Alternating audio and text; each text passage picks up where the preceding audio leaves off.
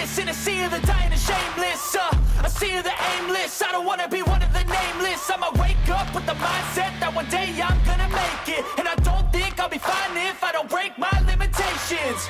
Don't try to stop me, I exist to write my own story.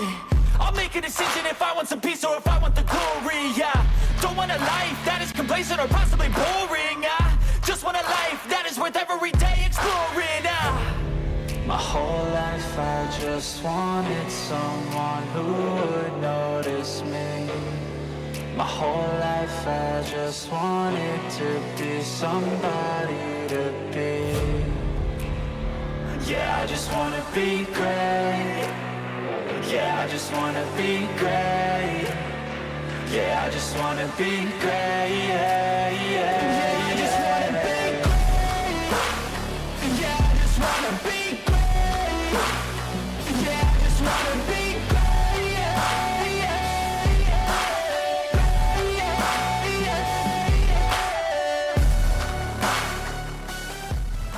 Two more rounds before we go racing for a championship in Sim500's Cup Series, presented by NC811.org. Tonight, we kind of go back old school style a little bit at a track that, well, still there, but unfortunately is hosted by a whole lot of Ford trucks and other vehicles and so on and so forth. It is the Kentucky Speedway, where we race number 25 of this Cup Series. Now, the one thing that's old school about it, we're not at the new version of Kentucky. We're running the legacy version, which consists of the old 15 degrees of banking all the way around the track. And of course, it's the only track in NASCAR that is literally shaped in the initials of a race car driver. If you don't believe me, the track itself's the D, and you see the W right there at the garage. Darrell Waltrip, VW, it's all right there. Kentucky Speedway, we get ready to go racing again for round number 25. That's putting the 25 together to get that word. And we have a lot of great things here to talk about. 2 races to go. As I mentioned, we bring the point standings up as I'm the captain. Of course, Kevin England joins me without popcorn tonight, and he is ready to rock and roll as always. And the points battle gonna get tight as we get ready for the playoffs kicking off here in 3 weeks. And we have a tight battle down there at 20th. Joe Hudson right now by 3 over Doug Roth. And then from Roth down, it's 22 points to Glenn Campbell. And you see Campbell, though, has only started, well, 22 races. 19 races. In this series, after tonight, you have to have made 21 starts to be eligible. So let's cut out Glenn Campbell. Let's cut out E.J. O'Rourke, Bentley Glazier, Donnie Leah, Eric Arnold, Jimmy Coleman. There's a whole lot of drivers out, and not many playing for this 20th position.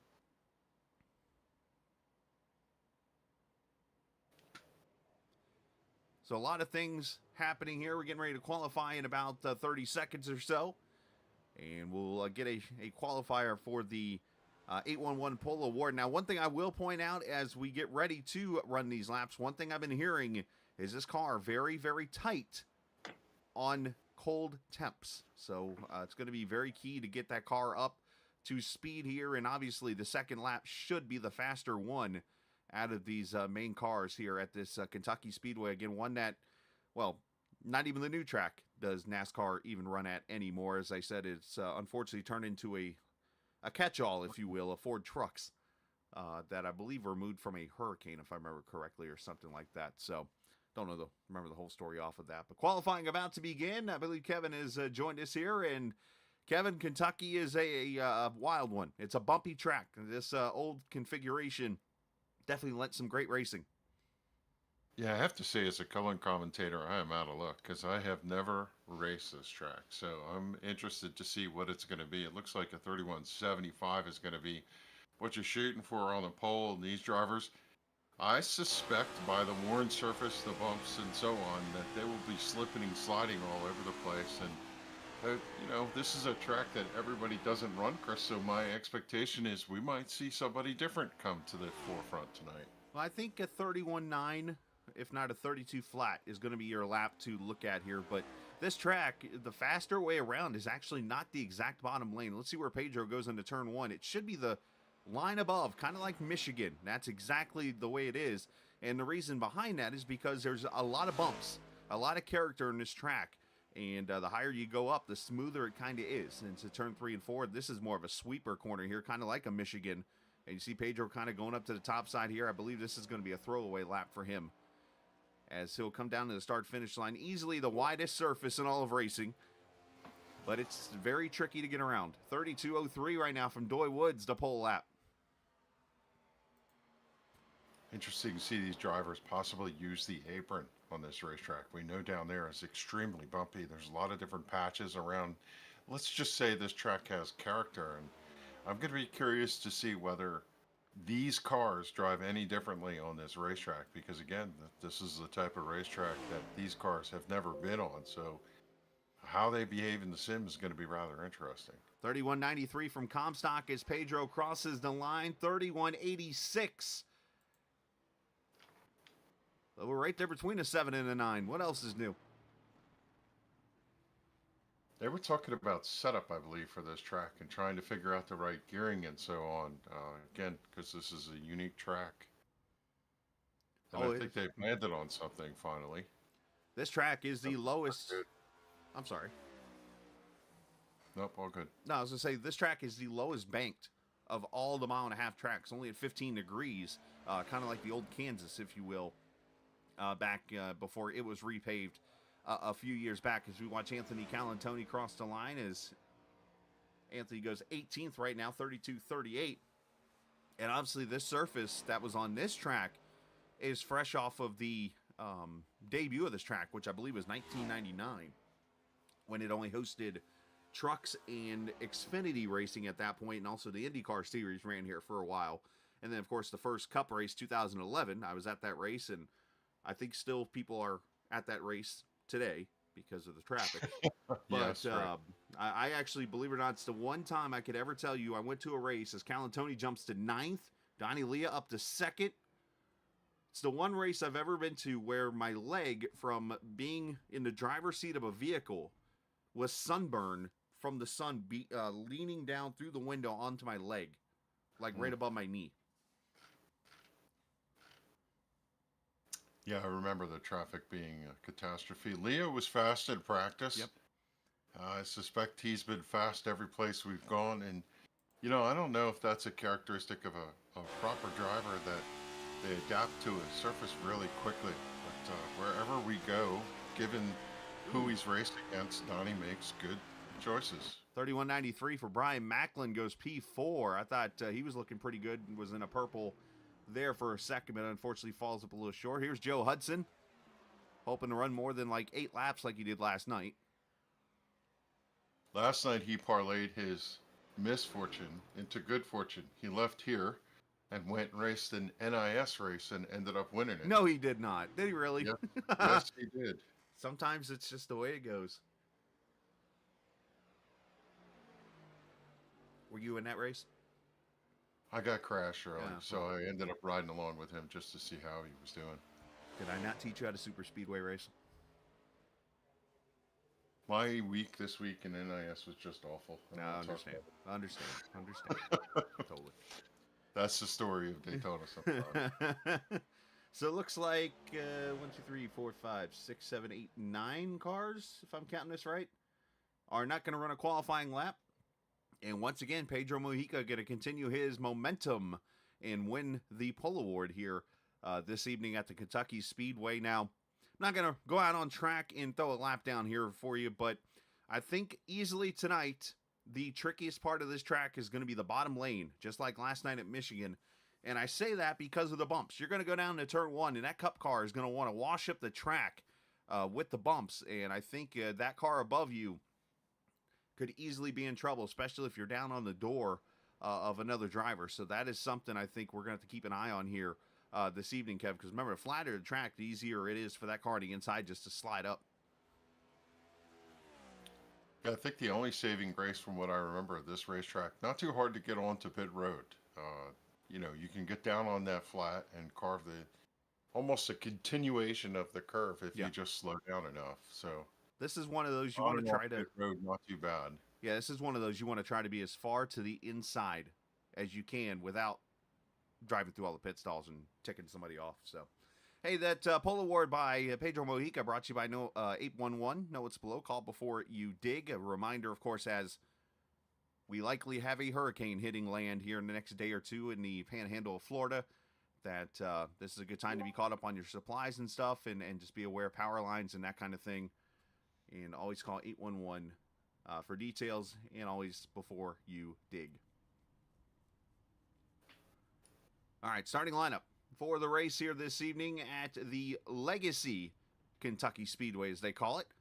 And I believe it's Donnie Leah went here last night. I was about to say the second straight race that Pedro and Donnie qualify 1-2 Sunday and Monday night, but Donnie wasn't here last night. But Pedro on the pole, Donnie starting there on the outside of row 1. David Comstock on the inside of row number 2. Brian Macklin, fastest in practice. He will start there on the outside. Tommy Ryan and Glenn Campbell. Campbell continuing his momentum with qualifying runs and stuff. He will start 6th. Tyler Dalton, Chad Coleman, they're in row number 4. Wesley Donaldson, Anthony Calantoni taking row number 5. There is Steve Ritter and Jose Gonzalez there in row number 6. As the field will start to roll off. 13th starting spot tonight for Mike Kelly. Nelson Rivera starts 14th, 15th for Doy Woods. Kevin Stone to his outside at 16th. 17th, Seth Foudy in the number 1. He's flanked by Kevin DeBrown. In the 18th starting spot, 19th for Doug Roth. John Higman Jr. starts 20th. 21st tonight, Robert Priory III. Firing off from 22nd is Jeff Ryan. Stoney Benfield starts 23rd. 24th on his outside is Scott Stenzel, Joe Hudson, Ron Hollifield, Bobby Wetzel, Richard Beasley, and Charles Van Schaik round out the drivers who go to 29th. 30th is Josh Parker, Joey Jatina, Randy Yoakum, Doug Sigmund, Brian Wertman, and Gerald Livingston. That's your 35 starters here tonight for Legacy Kentucky. Brian Wertman, fresh off his trip to the Milwaukee Mile, added that to his list of racetracks he has been to spot for a race. Bob Gillenwater over here watching practice, or watching the race about to kick off here momentarily as we go through turn 3 and 4. Race information tonight, 140 laps, a mile-and-a-half track, the usual iRacing default weather. Track temp looking at 125 right now on this mile-and-a-half. And should I say this is Sparta? Because that's where the track is. Sparta, Kentucky. As we go racing, round 25, 2 races to go before the playoffs in Sim500's Cup Series.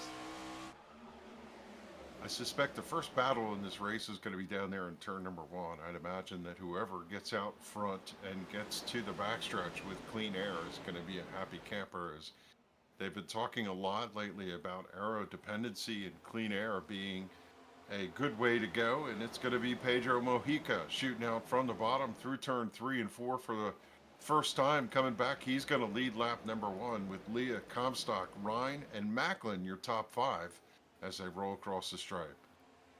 Of course, our cameras tonight presented by TrackCams22.com. You can check them out online on Facebook and in the iRacing forums at TrackCams22.com. As you mentioned, Mojica leading first side-by-side battle with Brian Macklin and the 99. Tommy Ryan, somebody spinning in the back. It's Robert Friery and Jeff Ryan into the wall.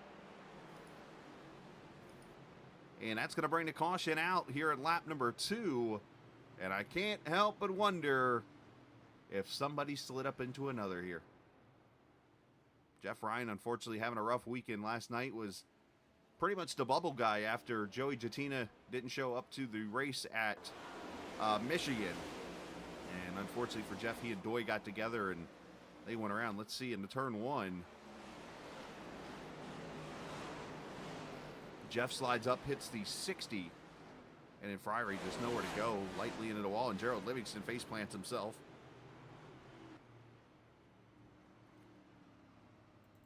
Got to be very careful here. These cars, again, tight, low pressures on them. So it makes the car want to wash up the track into the corner here. And then, of course, you got the dirty air. Seth Foudy slides right up in front of the 3, and that pushes the 3 up into the 60. And the rest, as they say, is history. Not really hard contact for either car.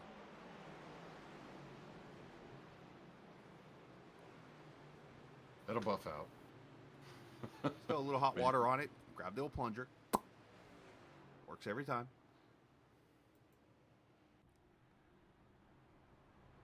And look at this. Early in this race, we've got pretty much the whole back of the field coming to pit road. Top off the fuel cell here. We're at lap 4, so right about the 200-mile mark in this race. And with the slower speeds, if you will, down the straightaways and into the corners, I think running this race on a one-stopper now the rest of the way, he might become a possibility.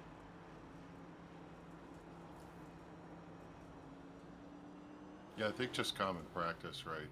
Even if it's 1 lap, 2 laps, you're going to go in and top off if you're in the back. Well, you never know. Those 4 laps right there might be the difference in a caution that swaps the track position out and you're at the front as the others are on pit road because they didn't save enough gas or whatnot. So I think it's I have nothing wrong with that. I mean, why not? You're in the back anyways. What do you have to lose? Agreed. Yeah. Pedro. Let's go get the leader of this race. The pole sitter tonight. Points leader. I think he's pretty much leading every other category I can think of right now as Pedro joins us here. Hey, Pedro, obviously, I know we're 4 laps in. I know just getting started with the race. Obviously, congrats on the pole tonight.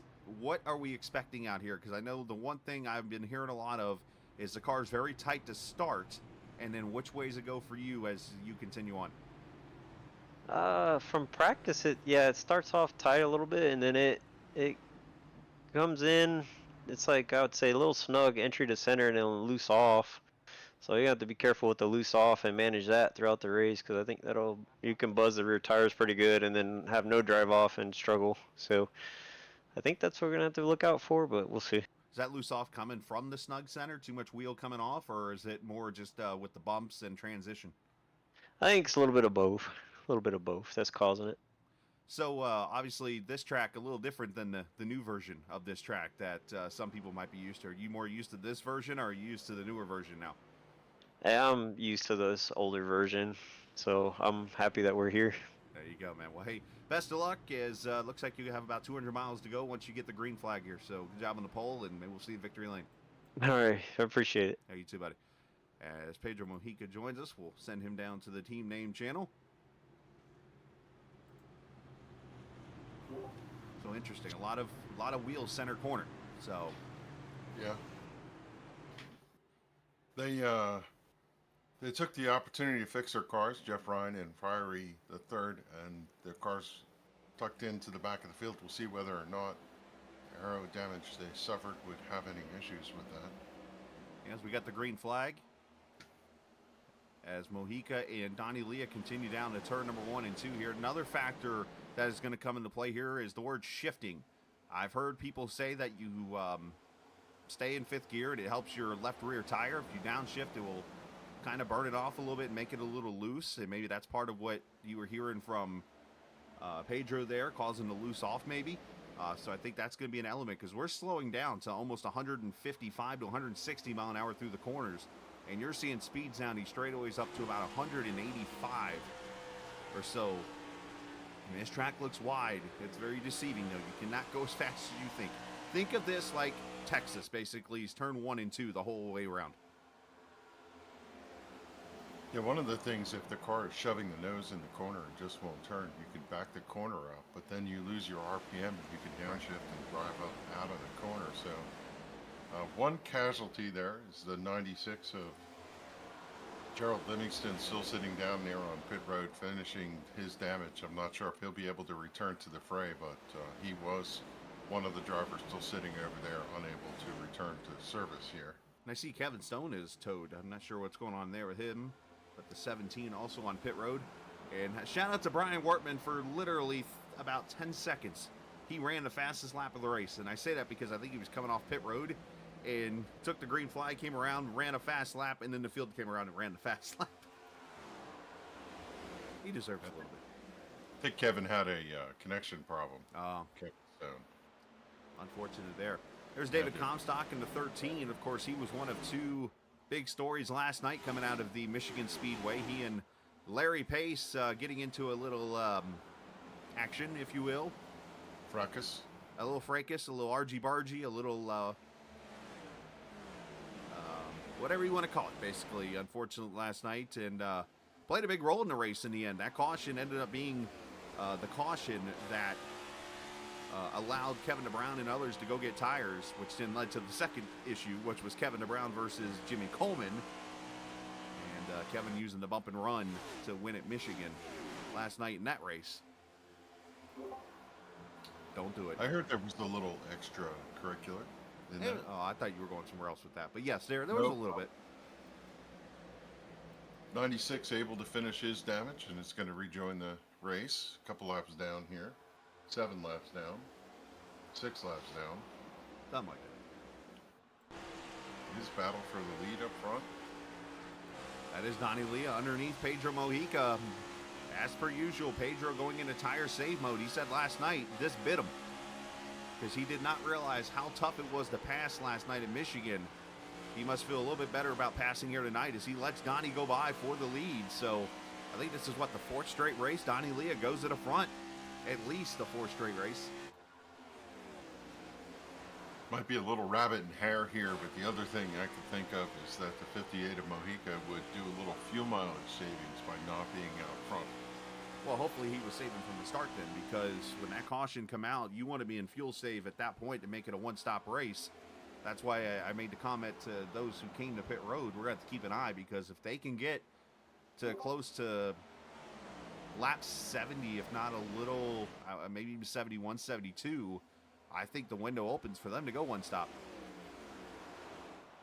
Calantoni down underneath the 99 of Ryan, making that pass, going into the 6th position. The pass by Calantoni, another top 3 finish last night for him, as he continues to get better and better each and every race. You know, before we were talking about him being a top 3 guy, it seemed like, what, every couple of races or super speedway races, and now he's continuing to just run up there in the front every week, top 10, top 5s. That's what gets you that win eventually. Wesley Donaldson running in 8th position right now. The WBD diecast Camaro having a good run early on. As it's not usual for Tommy Ryan to be running up here in the top 10. Find him to be more of a kind of ride in the back, pace himself, and then on the long run drive his way through. So given the fact that he has some track position here and knows how to take care of his stuff at a racetrack like this, I wouldn't be surprised to see Tommy Ryan up in the mix here late and going. Another thing I'll add to that, Kev, is the fact that Tommy Ryan is really good on these older surfaces. I mean, you go back to Richmond, he ran well there. Darlington ran well there.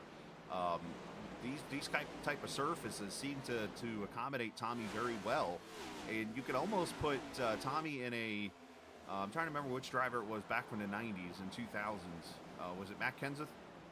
Where anytime Matt qualified in the top 10, you knew you were in trouble, because usually he qualified like provisional.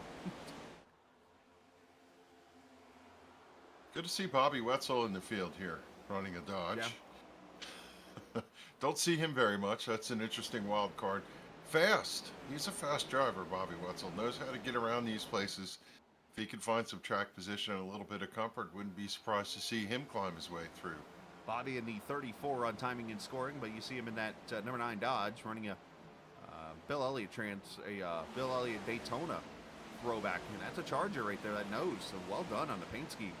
That is the I believe that is the Dodge that won the pole at Daytona with the red number 9 at the top.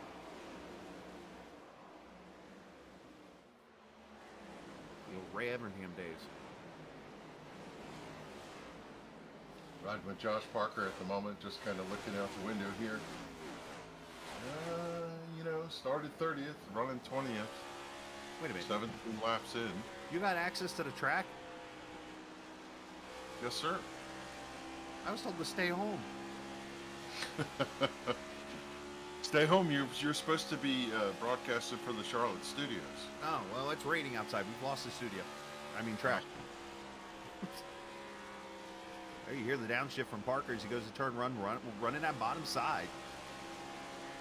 And you know, the one thing I'm not seeing too much of, and maybe it's the way the car is, I'm not seeing too much porpoising from the bumps.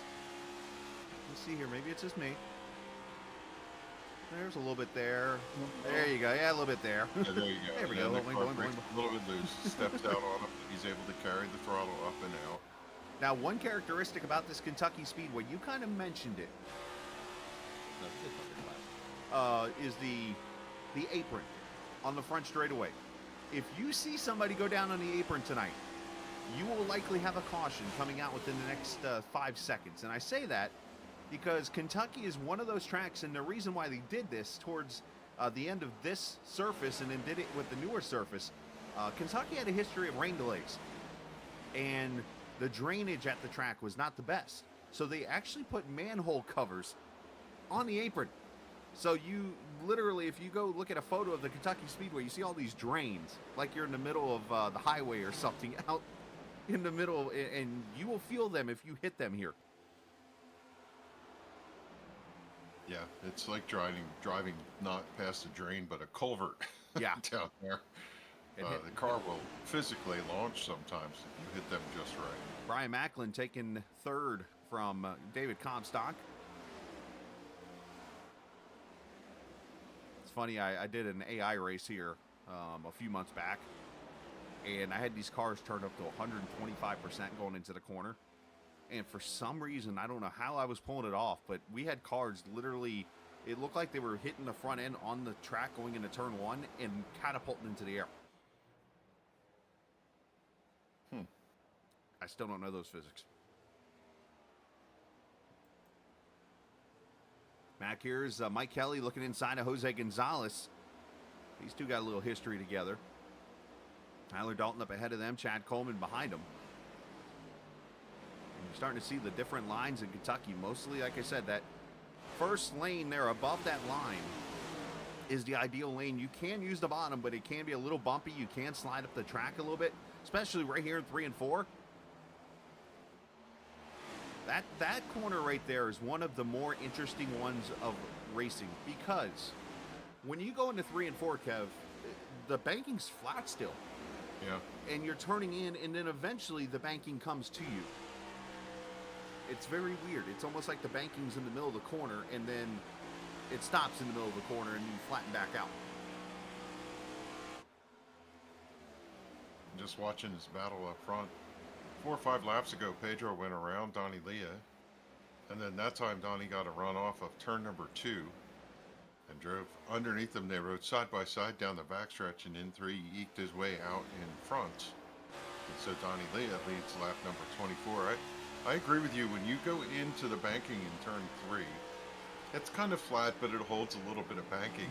You let the car roll up out of the corner, and it almost feels like the banking falls away and the camber changes on the racetrack going down into the corner. And a lot of drivers go over that little bit of a hump as they come through and turn the car down as soon as the transition occurs, right where the end of the safer barrier is. Yeah. And they run down the line to the start-finish line.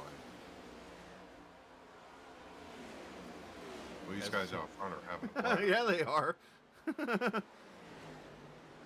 It's just one of those natural, you get a run, you take it, you drive underneath. Track has 2 to 3 grooves, so you can just let the car float down through, take what you get, reset, do it all over again.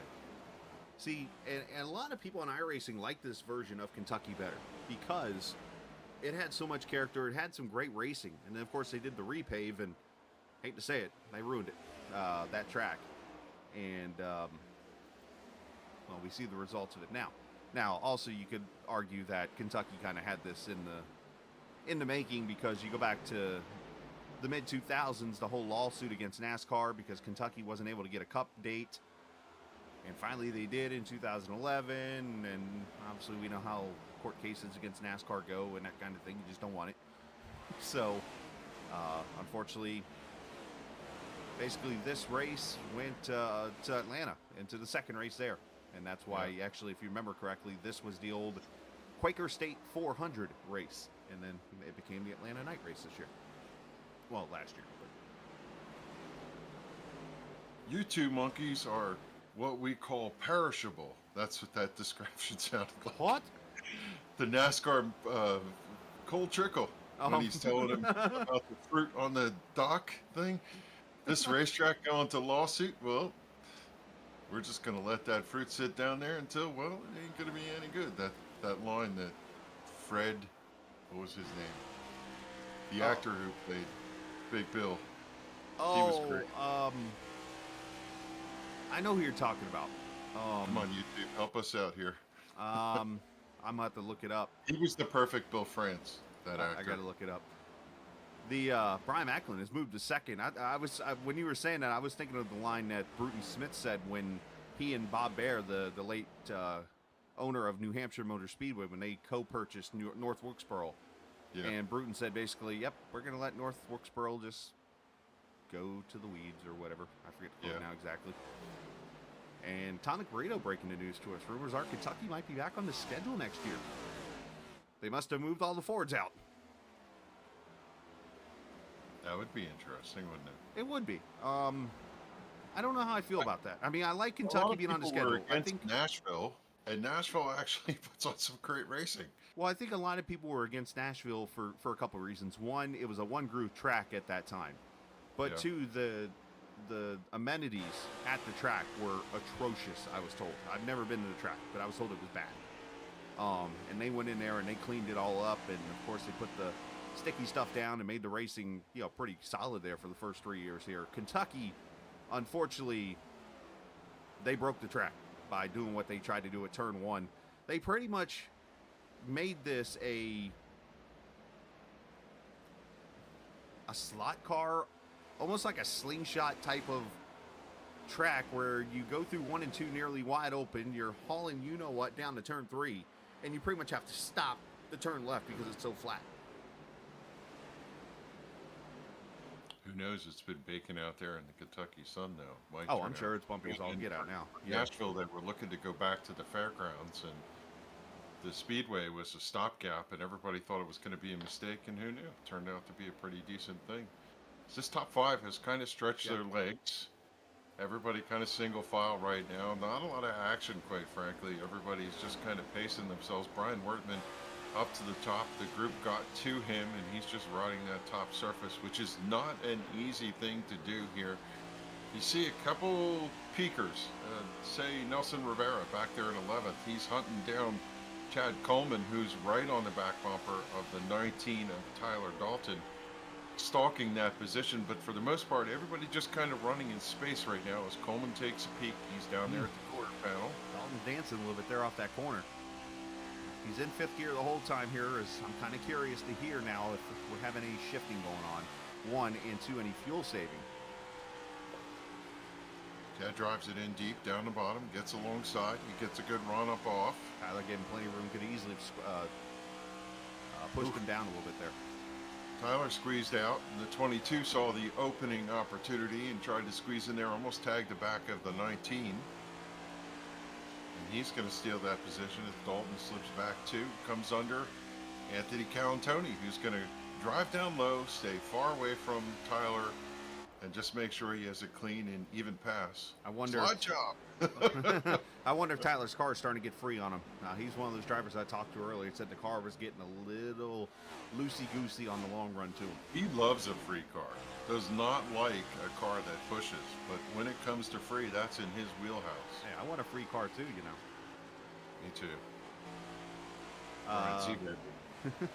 Atomic Burrito saying he thinks Chicago should be back. The only issue you have with Chicago is it is not owned by anybody. NASCAR doesn't own it, from my knowledge. And you have a track here at Kentucky that's owned by the Smith family, the SMI guys, which own the Texas, Charlotte, Atlanta, all those tracks.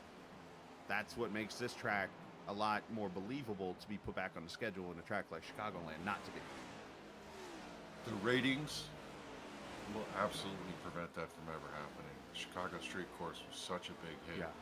Problem is, I don't know how to get into this topic without getting into this topic. I'm just going to state it. Politics are getting in the way. Yeah. End of that topic. So, but, and the other thing you have at Chicagoland, it is nearly an hour from Chicago. And it's out, like, literally the only thing next to it, I mean, unless it's been built up a little bit. When I was there in 2010, I think it was, whatever year Rudeman won at night on Saturday night, that was the year I went. And the only thing I saw out there was an adult store and trees and grass. That's all I saw. And now I think there's an IKEA out there off turn 3, like I always bring up. Was there a prison like in Blues Brothers? Only a Jake? You know, it's funny you say that I did actually see a YouTube video. Somebody actually went to the Walmart parking lot where the old Chicago Speedway was, which was the track that was built back in 2000 for IndyCar racing, the old mile track. Somebody actually put that on YouTube. That was kind of cool. As we're about to have a battle for the lead, Brian Macklin underneath Pedro. Macklin was fast in practice.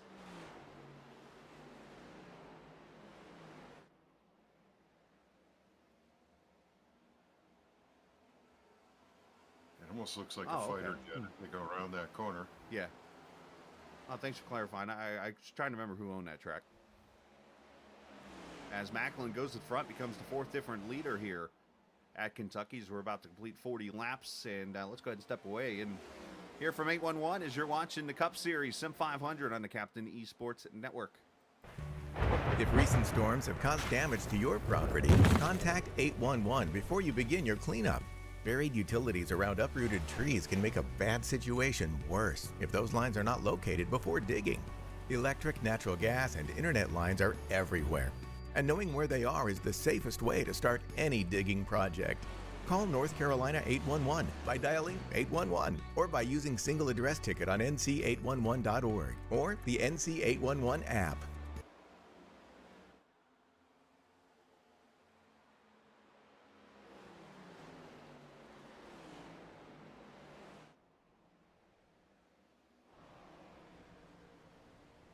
Welcome back as Joey Jatina decides to mow the grass on the front straightaway, the Chesterton Global Solutions car. Unfortunate situation there for Joey. I know he's been having some issues with some of his equipment. Won't go into details too much about that, but unfortunate for That Joey. was really a case of Doug Roth doing a little bowling, like Oh. somebody else I know. Hey now. Kind of shoved him off the track. Joey just kept his composure, drove straight through the grass, grabbed the gear out of turn one, and off he goes. In fairness, I took out 7 cars. Go bowling at the Glen, not at Talladega. I am teaching lessons on bump and running on super speedways this week. Congrats on that win. That was cool. It was fun. It was a good race. No matter what. Donnie and Pedro still side by side. Donnie just squirted underneath him and took over second again. Tell you the car on the march is Wesley Donaldson. Yeah. He's up to fourth. Tommy Ryan right there Started behind in him. 9. Yeah, started in 9. Tommy Ryan right behind him, up to 5th now, just past Glenn Campbell. Biggest Oh. mover. Oh. Didn't pass him. Scrubbed him. Excuse me. Excuse me, you don't need the Goodyear on that left front. I'm going to scrape it off for you. 8 turn better than 4. Yeah. There's Seth Foudy. Is that a Michael Waltrip Pennzoil hat? And then his crew chief there beside him. The young one's the spotter. He's got the other daughter here as the crew chief as he peeks inside of Tyler Dalton into turn 3. You can actually see it on the screen there.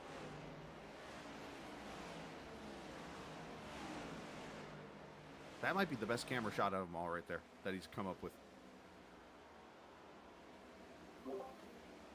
Yeah, pretty cool. I love the red surface of his mouse pad. I'm gonna have to check with him. Does he have a Shifter. different color shifter every? Because I think he had a yellow one last night.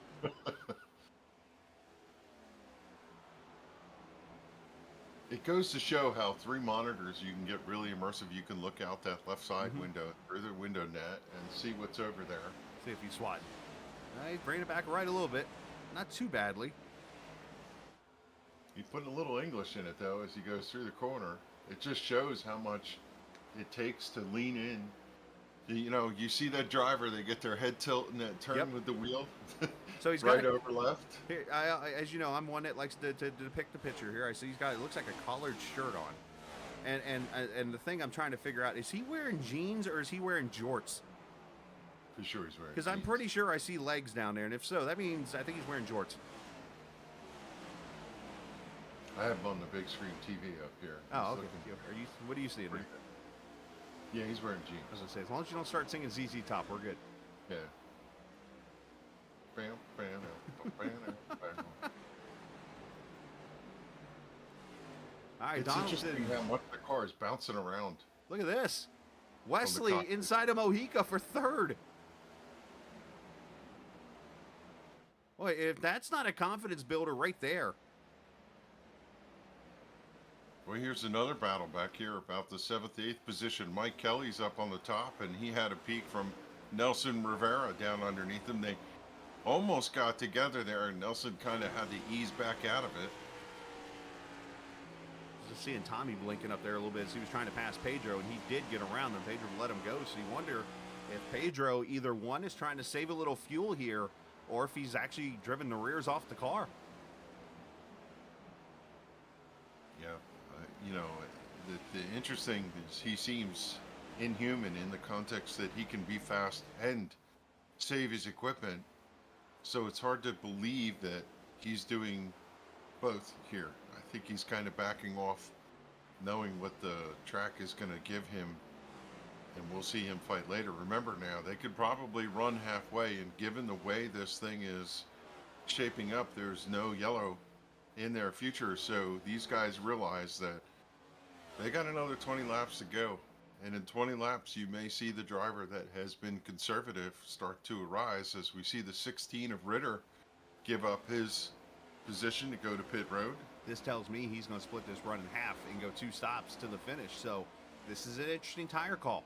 I mean, tire times really haven't fallen off. I mean, we're only about 1.2, 1.3 seconds off the pace right now from the fastest lap. So surprisingly, the tires really have not fallen off. So I think This is a bit of a momentum track, don't you think? That you just carry speed, you're not really slowing down that much into the corner, you float the car down in. But Ritter was having a good run. He was in the top 20, and we'll see how this nets out. I love the fact that some of these guys are going to try some alternative strategies. do something different. You follow the leader, you're going to follow the leader. But to answer your question, yes, absolutely. You got a 670 horsepower car, Kev, and when you're in the middle of the corner, you're carrying a lot of center speed as Chad gets a little loose there with Campbell behind him.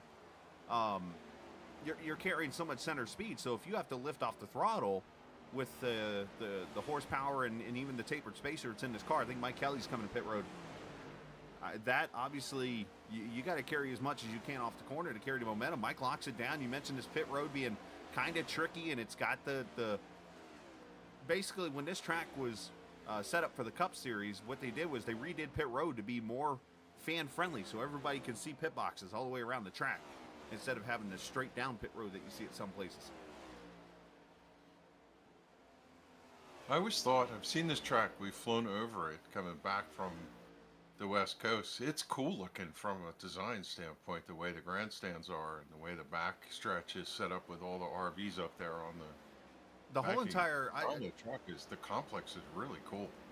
the thing about this track, and there's a lot of tracks, and I didn't realize this till after I'd been to a track like this and to some of the basketball arenas. This is one of those tracks that's kind of set up like a gym or a football stadium of some sorts. The main level of ground is actually above the track, like where you said the campers are on the back straightaway there, the grandstands. You're actually walking in and going down into a valley is where this track is. If you actually come in through the back straightaway, there is actually the exit to I-71 is right there. If you come in and you literally pull up the track, you're looking down onto the back straightaway and over into turn 3 and stuff. We have a bit of a juxtaposition here. It's the 34 What? and the 43 have pitted with the 34 down. Again, Bobby Wetzel running the 9 paint scheme on that 34 car. Juxtaposition. I think I know. I've heard that word before. See, J-U-X-A. Hey, right there. Juxtaposition. The fact of two things being seen or placed close together with contrasting effect. That's like There you you and go. me, a juxtaposition. All right. Glenn Campbell in for service. The 04 is in for service. Is down and away goes the Doug Sigmund Pro Systems Brakes Camaro. Oh, poor Doug last night. Almost had a chance to sneak into the playoffs, or to the second round. Oh, yeah? Fell just a little short. Yeah, he had fresh tires, I think, at the end there, and just wasn't able to gain enough spots as something just hit my window. Feel bad for Pedro that to bug. pit road. Kevin DeBrown to pit road. Nelson Rivera to pit road. So we're starting to see the front runners peeling off and going to service. You know what this tells me? They cannot make it all the way on fuel in one stop. And some of those drivers that did pit for service on that first caution are going to be able to run a little bit further here. And right now, the farthest up of that cars would be Charles Van Schaik in the 12th position right now with people pitting. So,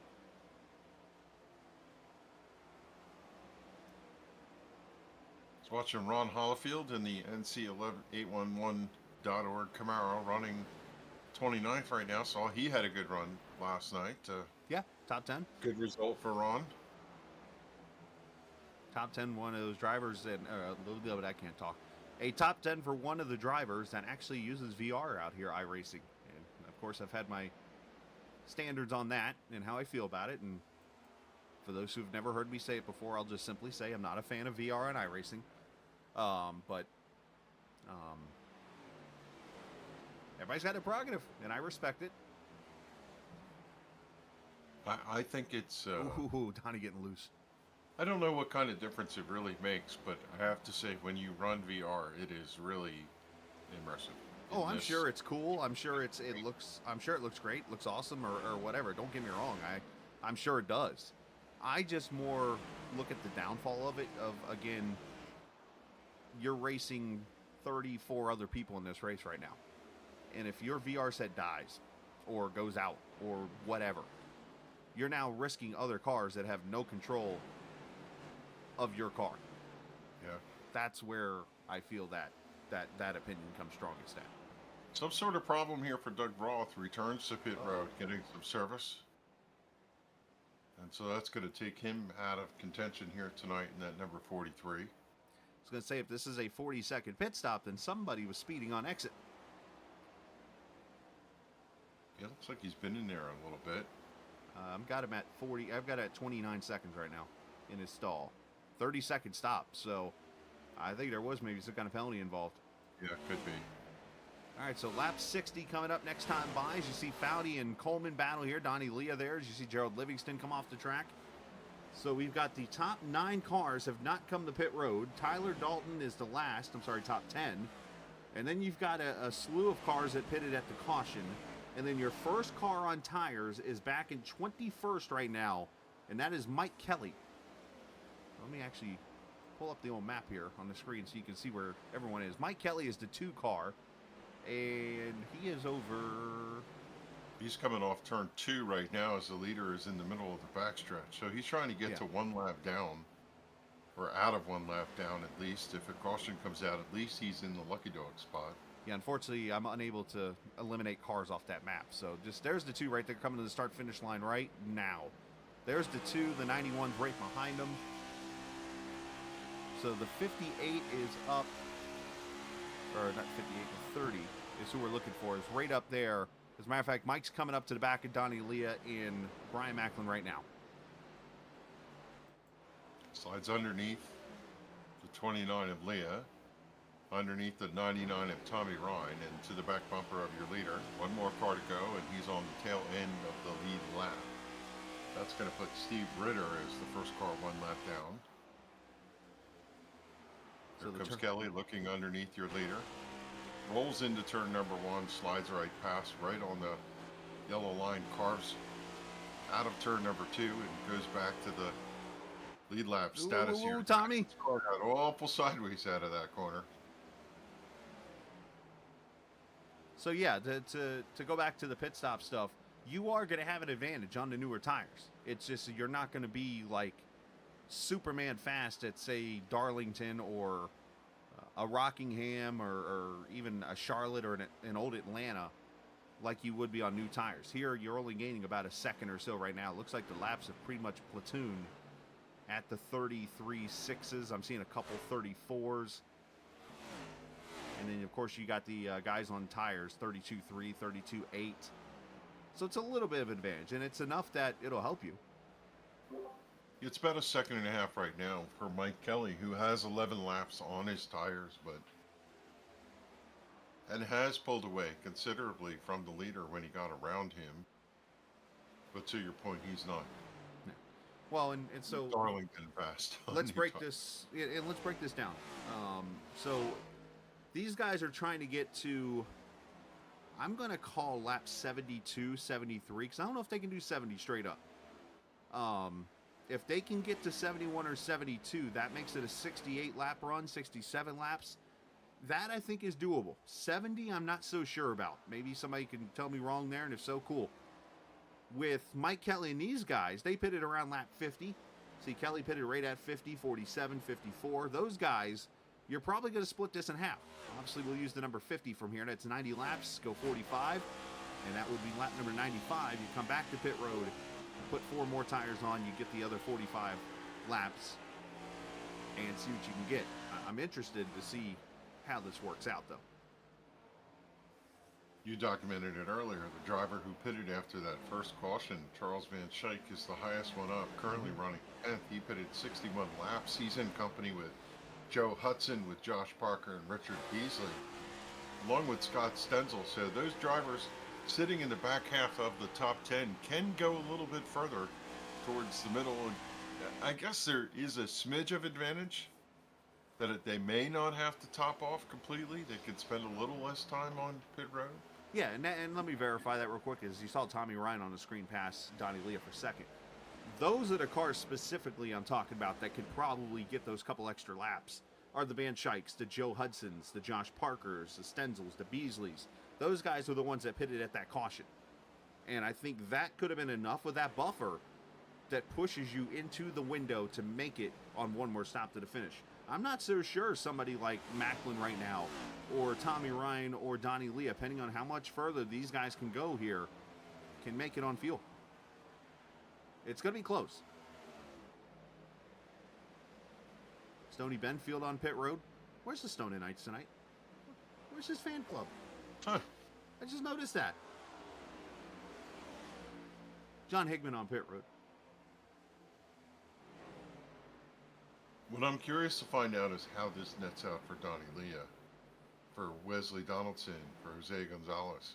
When they come to pit road, where will they match up to Pedro Mojica, to Nelson Rivera, Glenn Campbell, who are running up at the front and pitted already? It'll be interesting to see if they're going to lose track position, but then gain it back on faster tires. And to the point, you showed it earlier, the track looks like a conveyor belt. There are cars all over the place right now on every inch of the racetrack.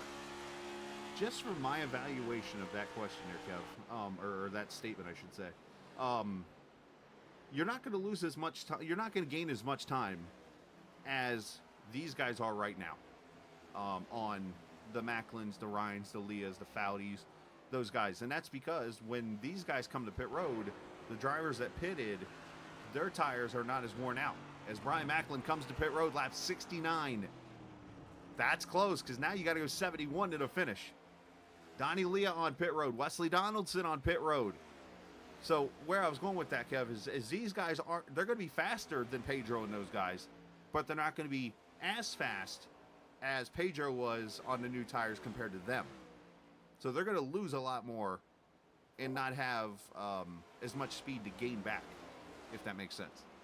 Yeah, Tony on pit road, the 81 of Parker's on pit road. Here comes Fryery the third. Here comes the 99 of Tommy Ryan. So it's feeding time at the zoo. Tommy overshoots it back onto the track almost. Oh, That's going to be an unsafe entrance, I think. yeah, I believe you're right. Well, he had that thing all types of lockdown. Chad Coleman to pit road here.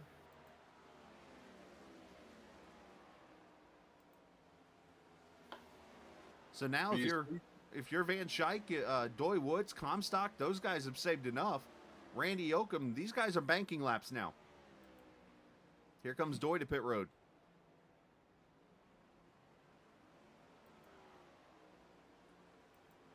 Everybody, 4 tires and fuel, and here comes Tommy Ryan back to pit road.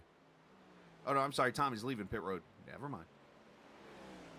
I'm kind of curious as to what the percentage of wear is for some of these drivers. I could probably go find out real quick. This is one of the narrowest exits of pit road to It the is. yellow line You really want to be careful not to hustle too much. You slide over that yellow line, and maybe that's what happened to Doug Roth earlier, where he had to go in again. Yeah, and this is Easy part to of do. now this is part of where they did the remodeling of the track, is they extended out the center part of the track, and the apron's a lot bigger on the new track. As Doy went over the line there. He went over the line with the right rear. We'll have to see as Scott Stenzel continues to have blinking issues. Here is your leader now, Charles Van Schaik. As I said, these guys are banking right now. 73, who knows? If he can go another 4 or 5 laps, get to 75, 76, you're only going 65 laps on a tank of fuel. This becomes a possible Van Schaik versus the two stop guys for the win. A lot of drivers right now praying that we do not see a caution while these drivers are out there. There's probably half the field is 1 lap down or more.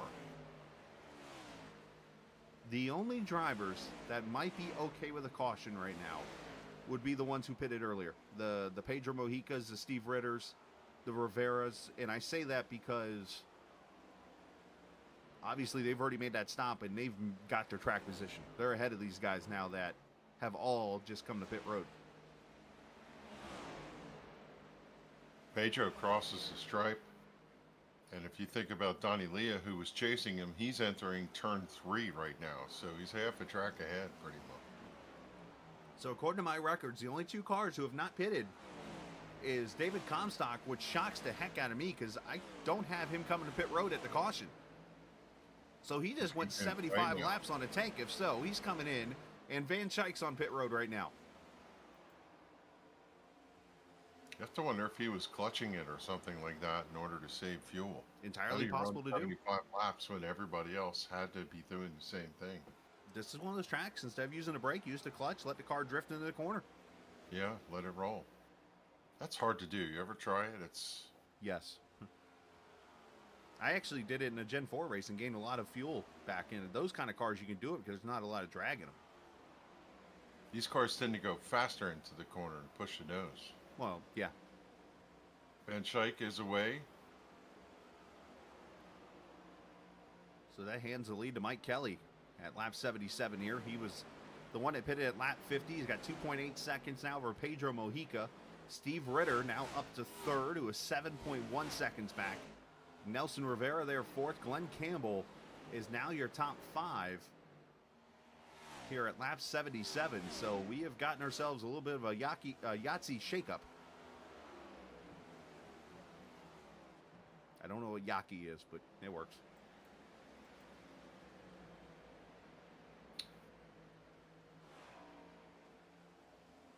Just watching everybody come back to the lead lap here. Let me see. I'm going to send a message out to somebody here really quickly. I could get you an answer here. Burrito, if you're watching, check your DMs real quick.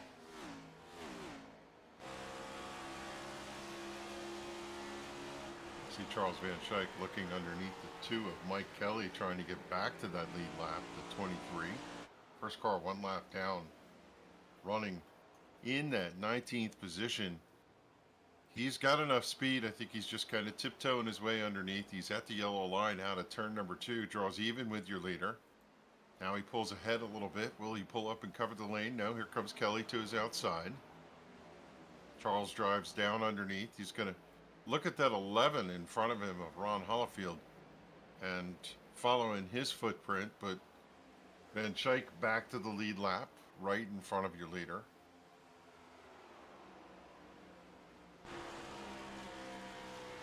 Next one to do that should be Comstock. Yeah, those are all cars that are a lap down. And let's actually jump back here because we got a battle for 7th right now. This was 2 of the top 3 cars in this race, but with the pit strategy, the way it's worked out, Brian Macklin and Donnie Leah now battling for 7th in this race. This is 17 seconds back from the leaders, and this is where I go back and talk about how with the earlier pit stops, Pedro and those guys drove off with the newer tires and gained more than these guys will because of the separation of laps. Oh, caution. Yellow. Caution. Problem with the 2, maybe? It is Mike Kelly. What in the world? Mike is spun in turn 2 on the back straightaway. The leader. Well, there goes that whole thing. Yeah, got involved with Ron Hollifield and just Uh-oh. We have 811 on nosed 811. it into the wall here, yeah. Another juxtaposition, the green and white car against the white and green car. That's the word of the night, folks. Oh, okay. You don't know if he was just not planning it. You know, if I watch the 11, he's right up at the top of the groove. Oh, he got a little bit loose and turned the car down just a pinch. Well, look down below, too, because you got Stoney. Stoney was a lap car also. He goes down below, and I think Mike sees him and obviously tries to come high off the exit, but then Ron's coming off the corner shallow, and you might have mentioned he got loose there a little bit, and Ron unfortunately hooks the leader into the wall hard.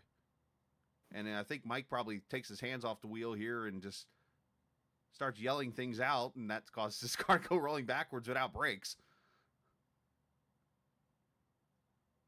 Yeah, I think Ron was up in that Marvel's area where the car got loose. He chased it a little bit. It's hard when you see the leader coming and you're trying to yield and you run a line that is not your typical line. You're running offline.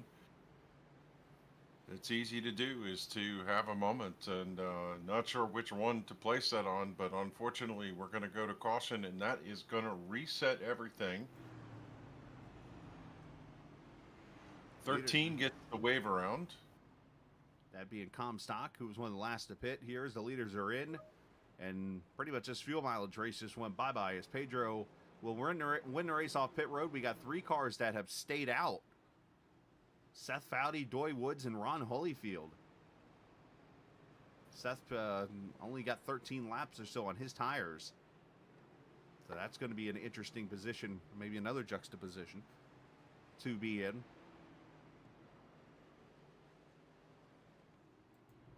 So an interesting dynamic that just took place. Keep track of the scoreboard, which is going berserk right now as everybody. You know, half the field is cursing and the other half is Sounds about right.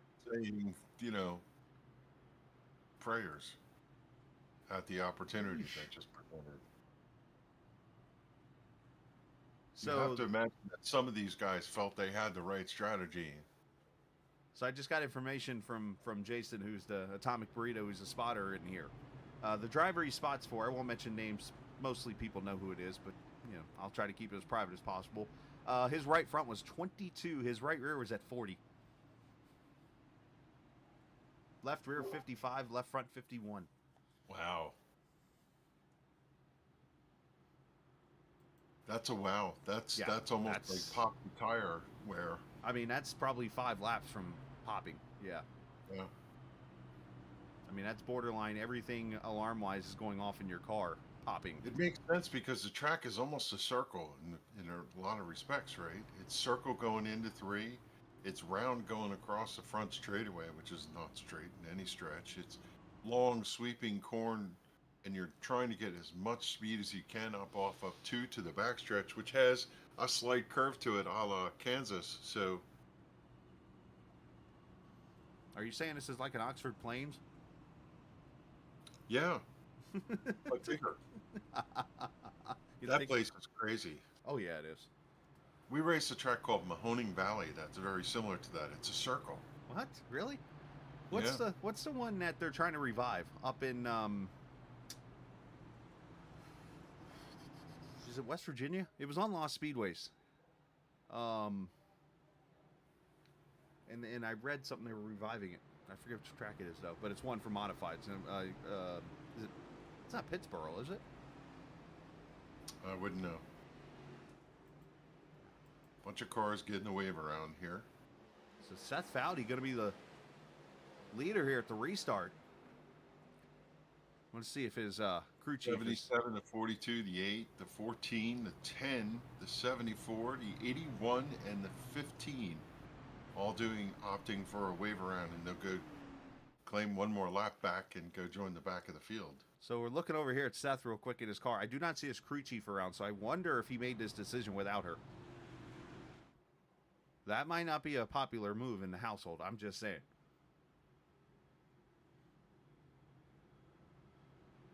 Two of Mike Kelly's one lap down behind Stony Bedfield, so his next objective is to get in front of Stony and hope for another caution, put him back into this race. Looks like he got a lot of the damage fixed. Car looks a little banged up, but not too bad. Kev, which way's the car going to go if he spins it? Spin me right round. Pretty Right, much. right. Going to the right. Well, I just want to make sure he knew this. So as we go to the green, Seth's got to wait for the restart zone here, which I don't think there is one on his track. It's those lines. There it is. Green flag. Right, no. No wheel spin. He's checking the mirror, watching Pedro, see if he goes to the block at the bottom. He's going to go down there. One. He gives Pedro room. Good respectful move there. Doy's going to go topside here.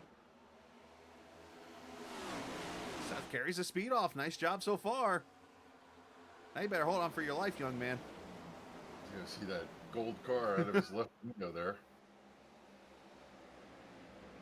Here comes Doy Woods to his inside for the lead. Donnie Leah sideways out of turn 4. The car was yawed out about 40 degrees. Caught it, pulled it back in. Because why not? Look at this mess. 3, 4 wide of cars. What a shot. Oh, hold on, Anthony Calantoni. Thankful this track Down isn't there, Charlotte. He would hit in. the inside wall. Looking for a hot dog. Who dropped the hot dog? Is Pennick watching? Nice move by Parker, splitting 3 wide on Stoney and Wetzel. Yeah, you just don't even know where to look at this point.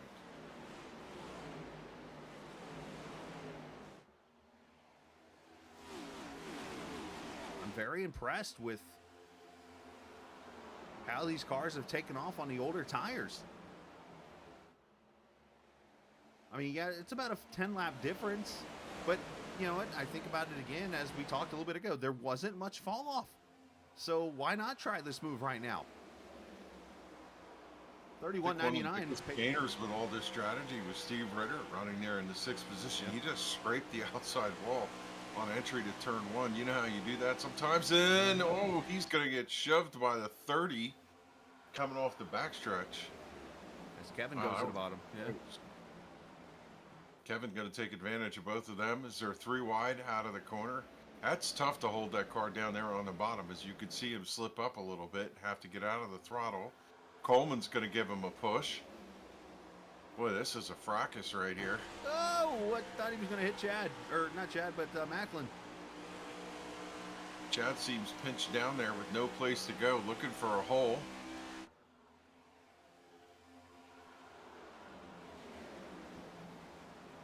Well, you could just tell how much these guys race around each other, as you saw Kevin literally shut the door on Ritter. Yeah.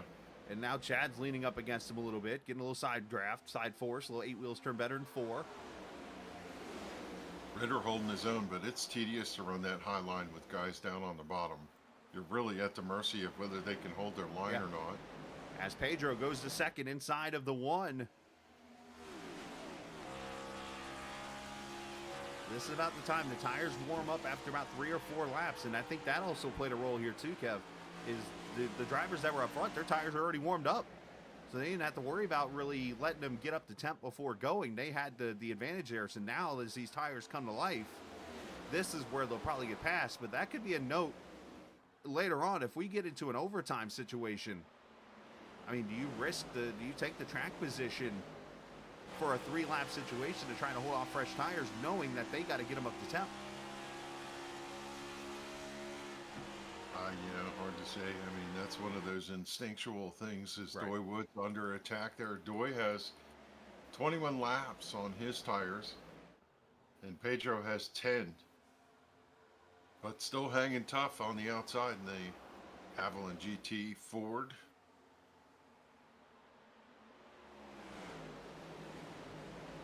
That reminds me, I don't know if I told you the story a couple weeks ago, was delivering in a very popular subdivision here in the Georgia area that a lot of celebrities live in, and went to the golf course to deliver a package and saw an F-150 and the only word on the truck was the word Shelby. Uh-huh. And I immediately knew what was in that truck.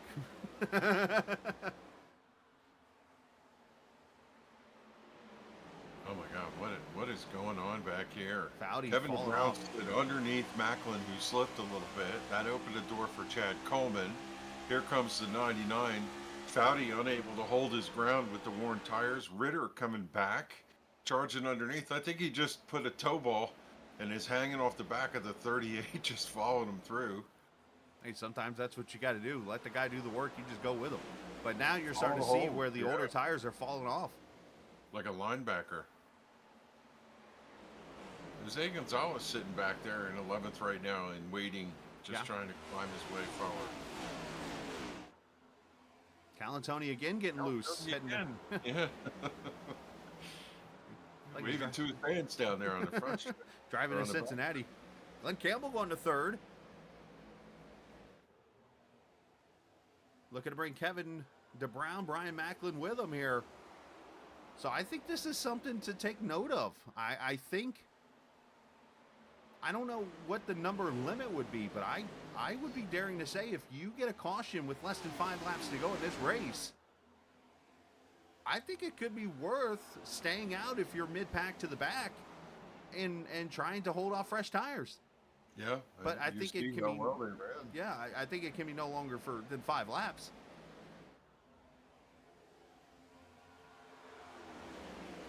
Yeah, we need Bob Gillenwater to have a conversation with Bobby! Anthony and Tony about squeezing the throttle a little bit. It Put seems that like egg on he's it. stomping on it on a turn 2, and Bob is like a savant when it comes to getting on the throttle correctly. Well, why don't we ask the guy from Good Jersey play. how people are from Jersey hitting the throttle? Yeah. Stomp. Everybody does the Bristol stomp, right? Jersey stomp, more like.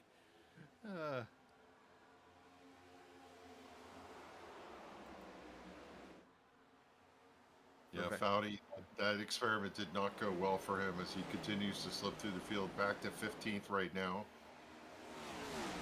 Now, what's the benefit for this, Kevin? He's got an extra set of tires. Set of tires, yeah. So that might help him. But he's going to need probably that set of tires in the next. I would want a caution in the next 10 to 15 laps if you want to use that set of tires. Macklin scrapes up the wall of 4 as Campbell goes inside of Nelson Rivera for second.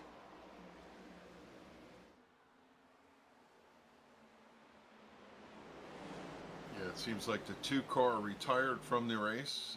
Mike Kelly, after having taken the lead, had to retire from the damage that he had. And unfortunate contact there. That was almost we had an announcer at Flemington Speedway named Bill Singer, and he had this famous quote that you would hear at least once a night: "Is there's smoke coming from the number 2 car?" That was one of those moments. Sorry. Saying we got a barbecue. Of course, here in Kentucky, you get a little bourbon with some, whatever you want to eat. There's really not. You have to love track announcers every once in a while. The guy from 5 Mile Point used to yell, "Bring him! Come on, bring him! Bring him!" when he was trying to get the cars to the staging area. Saddle him up, bring him! Everybody's got their love track announcements. It just gives you the ambiance of the racetrack. One of these days, I'll be a track announcer. Don't know where. I announced a race at Baps Motor Speedway. That was a blast. I mean, I think there could be something down the road where I'm somewhere in the future, but I got to wait for things to transpire before I get into that detail. My twin was joking with me. Another Bill Singerism. There's a Ford Festiva blue off of turn number 2. Your lights are on, but they're going out. Something like. He's like, you should have said that. A Festiva. When we're up in the booth. Yeah. That's funny. Kevin DeBrown continues to claw his way forward right now. I don't think Nelson Rivera was very happy with that. Give him a little bit of a shot. Coming off turn 2 is Kevin once again did a smidge of a slide job, and he's up to the 7th position and charging right now. Kevin is not afraid to put that aggressive suit on, if you will. and get out there and rattle some cages.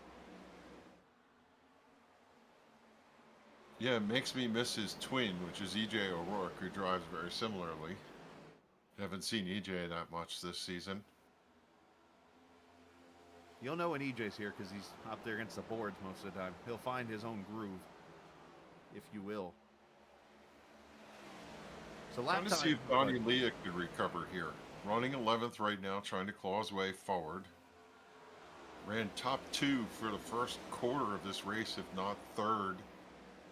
And then, oh, just clambered the wall over turn 1. Who put that wall there? What is it that does that? Well, one, it's you're coming out of the tri-oval area.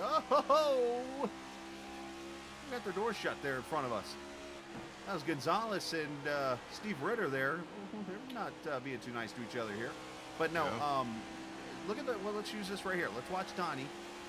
As he goes into the tri-oval, it's kind of a curve here. And then your job here is to try and you want to try to angle and apex the corner here so you get as high as you can to bring it in. There's a door bang. Oh boy. One, two, three times of a door bang. Once, twice. Yep. Donnie's going to help him along. 3 times. Here comes Tyler Dalton to the quarter panel. That's got to loosen Leah up just a little bit, taking the air off his spoiler on the bottom. Leslie Donaldson there behind him, who had a great run earlier in this race, lost all that track position as he tries to fight his way back up. And then there's open wheel Calantoni, if you will. He's drove the backstretch multiple times like he's in an open wheel car.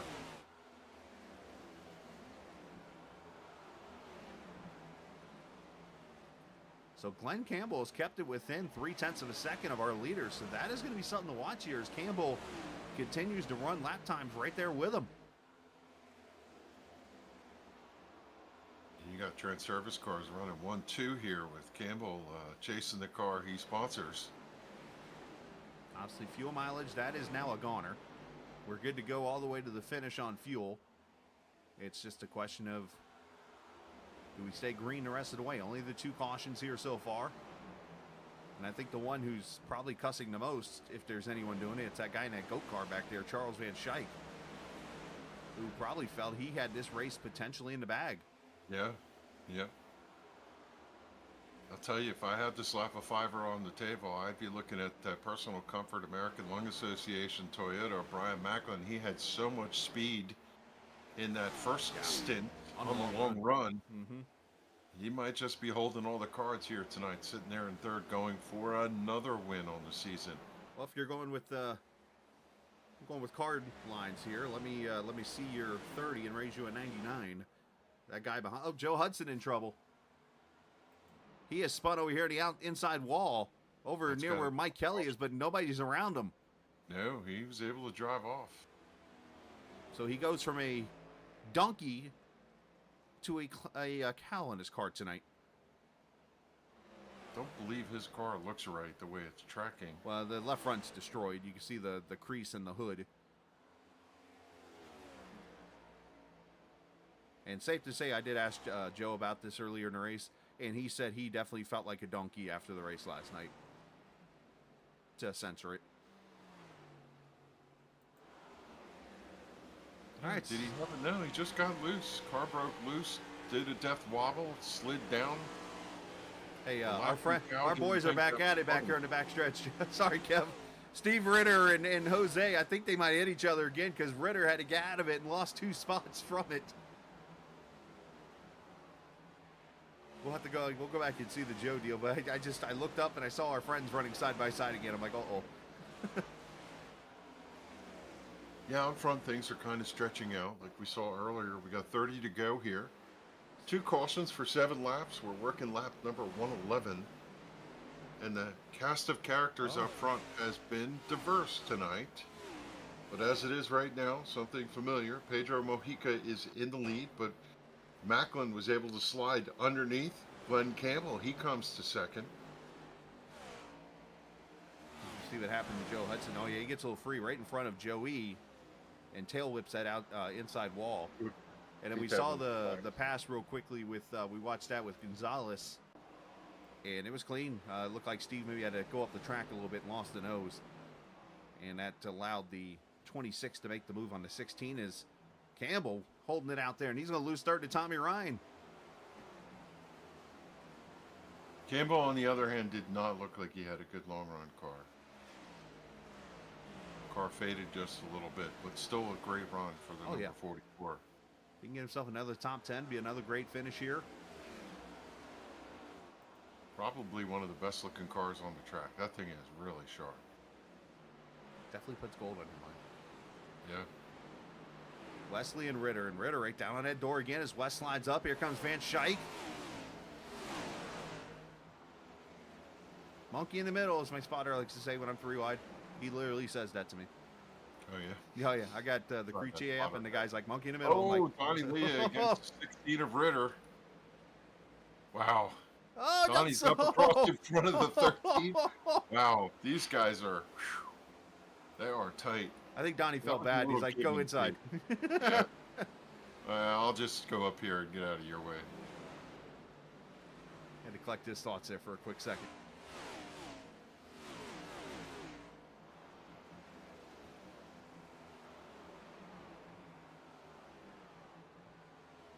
So Mahika up 9/10 of a second on Macklin. Tommy Ryan about 1.5 back, and then Campbell 2 seconds back. And then Kevin DeBrown, Nelson Rivera, Chad Coleman, Jose Gonzalez, Tyler Dalton, Charles Van Schaik. I'm looking over here to see what kind of lap times we're seeing. And fastest lap I've noticed on that lap was Charles Van Schaik with a 95, 32.95. What is the story? How did we miss this with the 81 of Josh Parker? Why is he running 20th? I wonder if he had a penalty of some sort. It's a great question that I don't know the answer to. He and Joey are back there having their own private little tete-a-tete. Well, let's start with this. He pitted at lap 71. So he didn't, I'm sorry, 69. So he, I believe, is still on his second set of tires, where everybody else came at the caution at 82. So he is on older tires. That's probably our answer. Okay, yeah. So he's banking on a caution here, but now, unfortunately, you're getting into that window to where you're likely going to have a set of tires sitting in the pits throughout the night, and you better hope that Joey lets you carry him to the next race, which Yeah, how bad do you want to win? Let me turn Joey and see if I can draw a caution. But he's not the guy you want to do that to. No, apparently that would not be a good play. He frowns upon that kind of thing. Which, by the way, next week we're off. We get to go enjoy Labor Day weekend.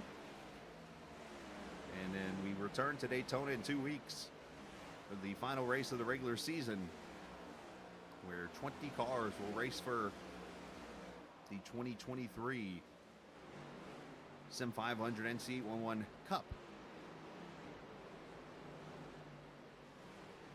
Maybe parking myself in the grandstands at Darlington this weekend. I haven't decided whether we're going to go do that while You know we're you down want there. to.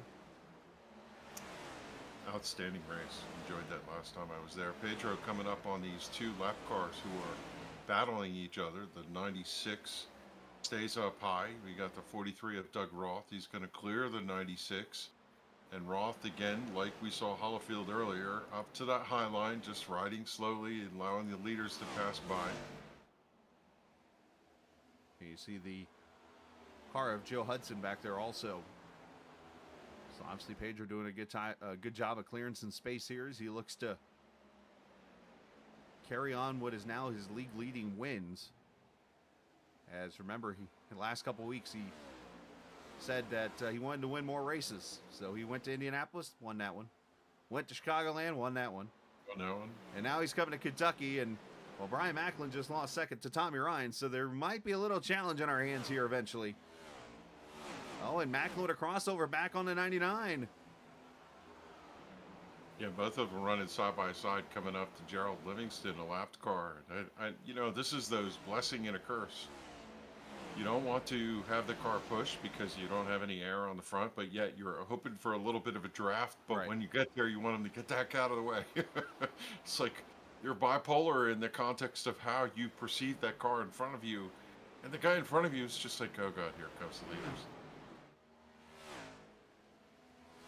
Roth doing a good job staying out of everyone's lead. Rivera going to move up to fifth past Glenn Campbell. And Jose Gonzalez trying to join. Yep. Tyler Dalton. Yeah, on that same hunt. See if Jose sticks that nose in there. Oh, scrapes the wall a little bit.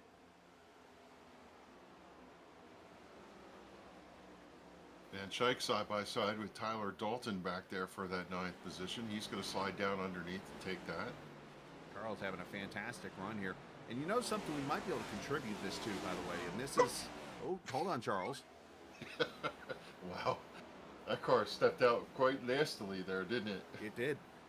Thursday night was the first race of the GOAT Cup Series that emulates the schedule of this series. So a lot of these guys got to run this car at this track Thursday night. And they'll be able to do it again coming up next week or in 2 weeks, whenever that next race is for GOAT. They are following the exact schedule of this series on their side, so they can almost treat it like a practice race, so to say. As Dalton got loose again, as he's going to, I guess, repay the favor and let Charles take the position back. I have to remember the tire wear might be a factor. Remember what they said about the right front tire wear. Now, these drivers, I suspect, you know, when you're chasing that checkered flag, might run a little bit harder on this stint.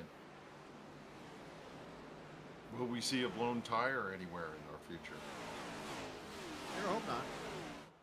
As Donnie Leah gets past the 16er Ritter, now up to 13th. Leah, who, I don't know if we brought this up last week, ran Wall Stadium in a modified a couple weeks ago and unfortunately had a little bit of rough luck. I wonder if that was a one-off deal. I'll have to ask him if he's going to run some more. Be cool to see. I think I was going to go to that race, but we ended up going to the Greenwood Valley Action Track to race and didn't get to go to Wall Stadium. Almost had enough time after the event at the stadium to go to Wall Stadium to watch because of how quick you were out. Yeah, but we were out in Oshkosh, Pennsylvania, amongst the cows. Wait, not Yeah, Oshkosh, Wisconsin? Running 11th. All of Pennsylvania is Oshkosh, Pennsylvania. Pennsyltucky. Wow. Yeah. You get out there some places and all you see is corn and cows. So No, it's like west of Chicago. yeah, this battle here for 8th, 9th, 10th, 11th, there's a gaggle of cars here all running about the same space right on top of each other. And you throw in the mix of a couple of the lap cars right in front of them. Campbell slides back to 6. Van Schaik looking underneath it. Dalton, you know, when they get side by side, that pulls everybody into the mix. Wesley Donaldson's right there, and Comstock still trying to climb his way up. Looks like track position hard to come by. Yeah, very tough to pass here. Obviously on the bottom side as Hudson lets Gonzalez make the pass there. You pull down low and it looks like it's hard to execute the pass, and you got to work on it for a couple laps. And then as soon as you get it, you might make a little bit of mistake, and zoop, all that work you did goes away when the driver goes right back around you. Well, it's one of those tracks that you got to, even though this track is, like I said, one of the widest, if not the widest on the circuit, it is one of those tracks you have to use every single inch of it to complete a pass, because if you're not able to, it kills your momentum and allows that car on the outside to carry it and make the pass. It's part of the traits of this car. Yeah, Hudson's trying to stay out of the way and just brush the wall out of turn number 2. Everybody kind of had a squint for a moment. Now he rolled high in 3 or 4, kind of eased out of the throttle and let those 4 go by him that were tracking right there. As we got 12 laps to go, and then Wesley just caught the outside wall. So, yeah, everybody's trying to get the apex into the corner there and just misjudging it. As Mojica's lead has sort of come down a little bit. It's down to 2.1 as Tommy is just edged ever so slightly into that margin. It's so strange, and you know this feeling. The track seems so wide, but there's one perfect groove that you want to run in. You're trying to find the perfect run in and hit that mark and roll out of the corner, and you're looking at this sea of a racetrack, but yet you're looking at the seams in the racetrack and trying to hit that specific dash in the seam every time you come out of the corner and let it roll up to a specific point on the wall. It's so technical, even though the racetrack is as wide as could be. It's like racing in a parking lot. Which is weird because your immediate thought is, like, in my head, I'm like, well, why are we racing on a track this big? We don't use that whole bottom section of track. Why do we need it? But then later on, you spin and you spin out and you realize, oh, wait, now I see why.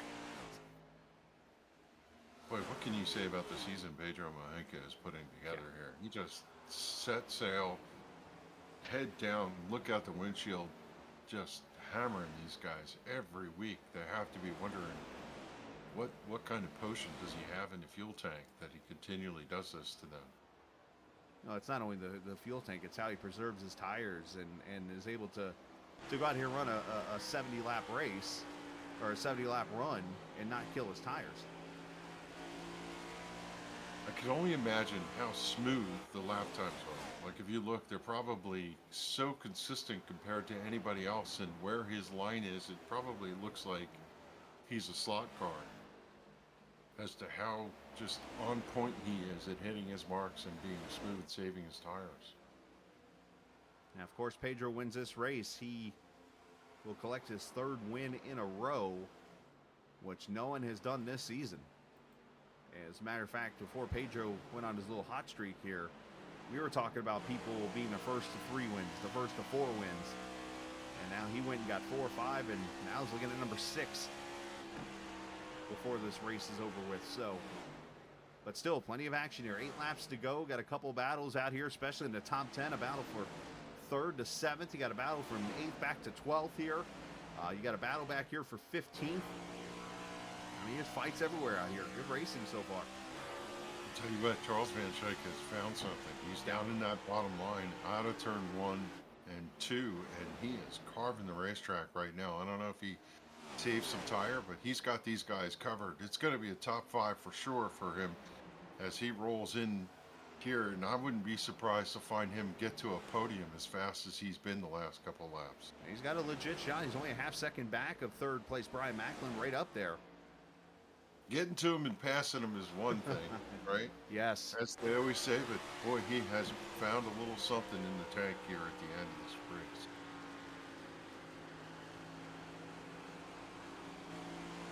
Unfortunately, the line works great, except that you can't let the car roll out of the corner. And when you can't do that, that scrubs just a little bit of speed, and he's been just a touch slower on exit, which is compromises lap time, but still down underneath the 22, trying to get the position. Looks even at the line here. Should be able to nose ahead in turn 1, and then he'll turn his attention to Kevin DeBrown right in front of him, as Charles has completed that pass, brought himself to 5th, and now hunting for 4th. As Doug Sigmund, unscheduled pit stop with 5 laps to go. Not sure what's going on with the 04, but unfortunate break there. Is this is the fight right here for the top 5, as Pedro is driven away from Tommy by another half a second. I want to know what's down in that bottom groove right now that's got Charles just able to rotate that corner. Yeah, he's just getting down into the center of the corner and driving off a lot faster than anybody else, as Kevin at the time is looking underneath the 30 of Macklin. Not sure if the 23 tucked in behind him has improved his speed just a little bit, but now they're side by side, and here comes the 22. They're going to be 3 wide. He's going to try a 2 for 1. Well, buy one, get one. Bogo, can he do it off 4? Macklin's almost in the wall. Rivera made contact with Jose, I think. Come on, boys, make this clean here. Oh, hell, here we go again. The car, but I'll tell you what, Rivera's going to follow him right through. Saw that Charles learned something, but Charles to 3rd, outstanding. Oh, and Macklin, did he get the outside wall? I couldn't tell. There comes Jose Gonzalez into the mix. They're 2 by 2 by 2 here. You gonna go topside Charlie here? 2 to go. Bill Singer. 2 to go, 2 to go, 2 to go. Used to say that all the time. Oh, they hit you. Oh, Kevin, yeah, hold on. there was a little tire smoke out of that left rear. That's got to make Nelson nervous. Two drivers going for the same piece of real estate, turning at different angles. See that everywhere. As Mojica brings it off turn 4, white flag in the air. As we watch this battle for 4th, Van Schaik said sayonara. Or Van sayonara.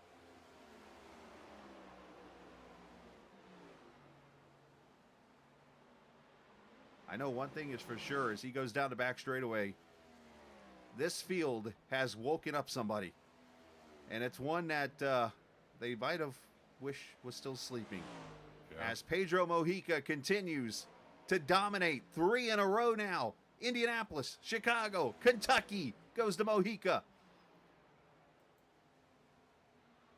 Tommy Ryan crosses the line for second, overshadows a great run by the number 99. As that battle for third, give it to Van Schaik. Outstanding surge at the end to pick up a podium position.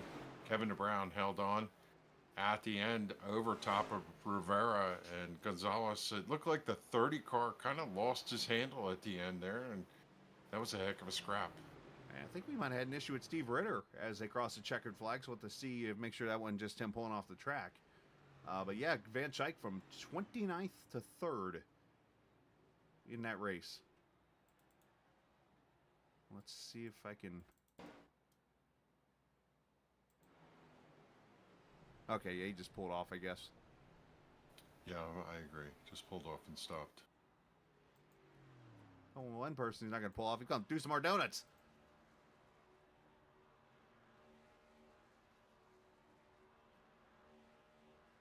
Bourbon style, if you will.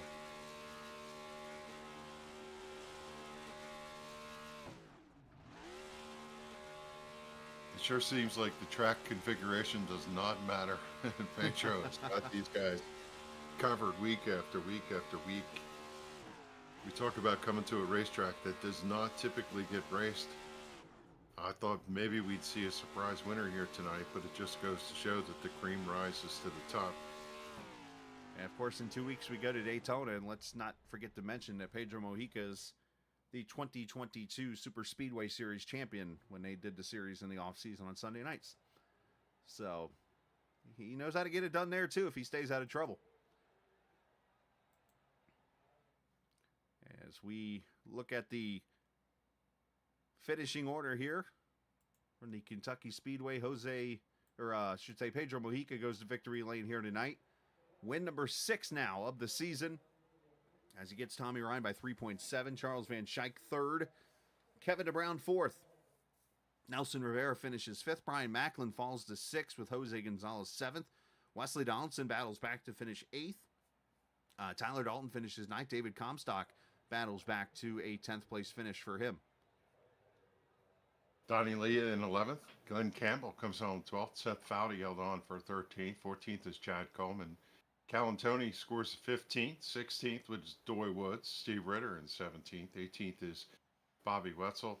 19th credited to the 8 of Randy Oakham. Scott Stenzel brings home the personal comfort car in 20th.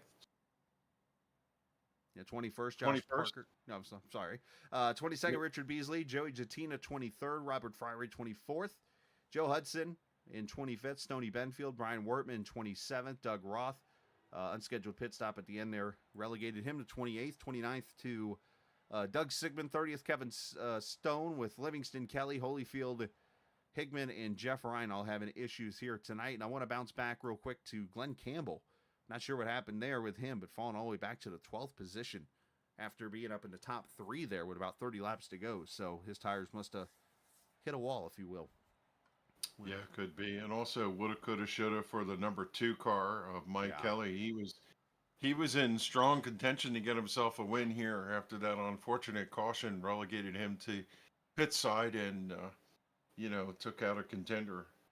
Unfortunately for Mike, he's going to finish 32nd tonight, not what he was looking for. It was not what he was looking for, but one person that was looking for a good run tonight is... And short track racing. as we get soundboarded by Charles Van Schaik. Thank you, Denny Hamlin. Up in the booth as I think he was trying to do that to his group down there he was with, and I yanked him up at the perfect time on that one. Well, good timing, obviously, for you to start a Thursday night league that runs the same tracks every week. And what a race for you to fight back from 29th to 3rd, not to mention to have a caution completely throw your race out the window and start it pretty much back over. Yeah, I definitely, I'm probably average to below average of the skill level of drivers in here, but I can say for 100% certainty, if that stays green, I win that race. But Thursday night, I was fast, I was leading, and just burned the crap out of my tires. I think I had 8% after 50 laps on the right front. And yeah, so I just decided tonight I'm going to start in the back, figure out a line, because I have another late night league on Wednesday running the same track, same cars, so I'm going to be doing it 3 times this week. So, I tried to push it and send it, and that didn't work, so I did this. And honestly, I mean, another 10, 12 laps, I probably could have got second. Who knows? I mean, I was watching my lap times. I was 2 to 3 tenths faster than the guys in front of me, so who knows? So, obviously, we caught you there at the end. You obviously showed your good long run speed, but I couldn't help but notice the lane you were running there. What was it that was helping you out there? I just, let off very early and roll, and I've, this track, if you hit the right spot, at least I found at this race, I could be talking out of my rear, but, if I hit the right spot and get to the line, I'm able to literally almost have my steering wheel straight and just slowly, egg under the pedal, go down to 100% throttle. So, beginning of the runs, I drop 4, 5, 6 positions, and then just, every lap slowly, one by one, just picking them off. Well, you definitely did your part here tonight, man. 3rd place finish, and a great effort on your part as you put that goat ride, the purple machine there in the 23 up there in the top 3 here tonight. Congratulations, and send some shout outs whoever you like to. Yeah, just I want to say you guys were broadcasting when I went 3 wide there, hopefully. Yes, yeah, we were actually on board with whoever it was in the middle there. And I'm like, yep, here comes Charles on the inside. Yeah, it was, but yeah, shout outs. I mean, Joey, Sim500. I mean, I run Goat Race and Sim500. They helped me out a ton. Joey, Tyler Dalton, Mike Kelly, Mike Montesi, all those guys, and I appreciate everyone, running. I mean, Joey's idea of mirroring Thursday with tonight. I mean, I guess I'm the poster child of it. A lot less strength of field Thursday night. I think I finished 15th. Tonight finished 3rd with, much higher strength of field, so it's definitely worth coming out. Obviously, my company, GoatRacingDiecast.com, doing 20% promo. Just put giveaway at checkout at GoatRacingDiecast.com. And then, my teammates over at Fastlane, Ron Walsh, Aaron Jackson, Ricky Utting, and John Vanderwall for getting me even close to this skill level, if you want to call it, and you guys for broadcasting. I love rewatching the broadcasts. Absolutely, man. Well, hey, great job, and let me give you some more good news. You've moved up 2 spots to 17th in points now and gave yourself a nice little buffer down there to the 20th position. I do the quick math here real quickly. It's about 38 points down to 21st. So as you go to Daytona, that's got to feel pretty good, actually. Is that where we're at next week? We're 2 weeks. You get the week off for apparently there's a holiday. Oh, that's right. Yeah. Well, yeah, Daytona. Nah, yeah, I can't. I'll be in the way back. Way back. Hey, sometimes that'll win you a race, right, Kev? Anyways, so great job tonight, and we will see you next week. All right. Thanks, bud. You too, bud. Yep. Thanks, guys. Charles Van Schaik finishing in the 3rd position here this evening, and he can go play his Danny Hamlin bit that he just did to wherever he was playing. I just moved him to GOAT. Yeah. Anyways, 2nd place finisher tonight is Tommy Ryan. As I said, he's starting to really get used to running up here and talking to us. And Kev, we'll let you get a word with Tom. There you go, 15th in points, Tommy, and 18 races in the season. Some races you skipped, but tonight you made your presence known. A 3rd place or 2nd place finish, solid run all night long for your car. Yeah, I raced here Thursday last week. It kind of came in here pretty prepared, knowing what the car was going to do. I didn't have the short run speed that a lot of these guys had, but they end up burning the tires up and they walk back to me. And yeah, good night. I about killed myself trying to get on pit road during the green flag stops. So got thing finally back under control, but lost a lot of time to Donnie and Brian. And then the caution comes out, and here we go. Glad it went green the rest of the way. I was afraid it was going to turn into a caution fest, but it worked out. Talk a little bit about the management of tires. We heard that there was significant tire wear, especially on the right front. What was your tires on there on the pit stop, and how were you? Were you trying to save stuff, or were you just running consistent all the way through that final stint? I wasn't really trying to save any. I was just trying to maintain where I wasn't putting too much pressure on the right sides. Because you can hammer down and really abuse them, and then they'll just get hot, and then you'll slip, and it's kind of done for a couple laps. And I just tried to not try to get as much of it as I could without overstepping that boundary where the tire would just get too hot and lose grip. So I was just trying to maintain so I wouldn't wreck, because I damn near wrecked here on Thursday. So Yeah. It's tough. We saw a lot of drivers slapping the wall just coming off the corner or trying to get up to arc it in for the entry, and um, not sure whether clean air or draft or any of that had any play. What was your sense on that tonight? turn two wall came up really quick. Um, turn four, as long as you were correct center, um, and you weren't too high, it was fine. But turn two is where you really had to be careful, because if you were putting more wheel in it, that's when that snappy thing comes in where it just kind of like takes off. And when it does, the front end gets really numb and you can't get the car back. So you end up having to hit the brakes to try to get the thing to turn back to the right, and hopefully you don't hook it. Yeah. But yeah, it was mainly just a turn two. That wall comes up relatively fast if you're not paying attention. That 58 out in front of you has been unbeatable this season. What do you need to chase him down for the championship? Pedro, he doesn't make mistakes. And when I finally got around Brian, I went after him, and then I couldn't gain on him. I held right there about 2.1, 2.1, and I tried to step it up a little bit, and then the inevitable happens. I got a little loose out of 2 or 4, I can't remember which one it was, and he pulled another 10th. I got a 10th back, and it was just like, if I keep running this hard, I told Randy, I said, I'm either going to wreck or I'm going to burn the tires off of it. So, I just got to take my medicine, finish second. But, Pedro's got, he'll get the track position, and, he's got speed and he's got consistency, and that's what it takes. If you don't make mistakes and you put your car in the right positions, it's kind of hard. It's hard to beat you. So, he got it done. So he's great, man. He's got it. Yep.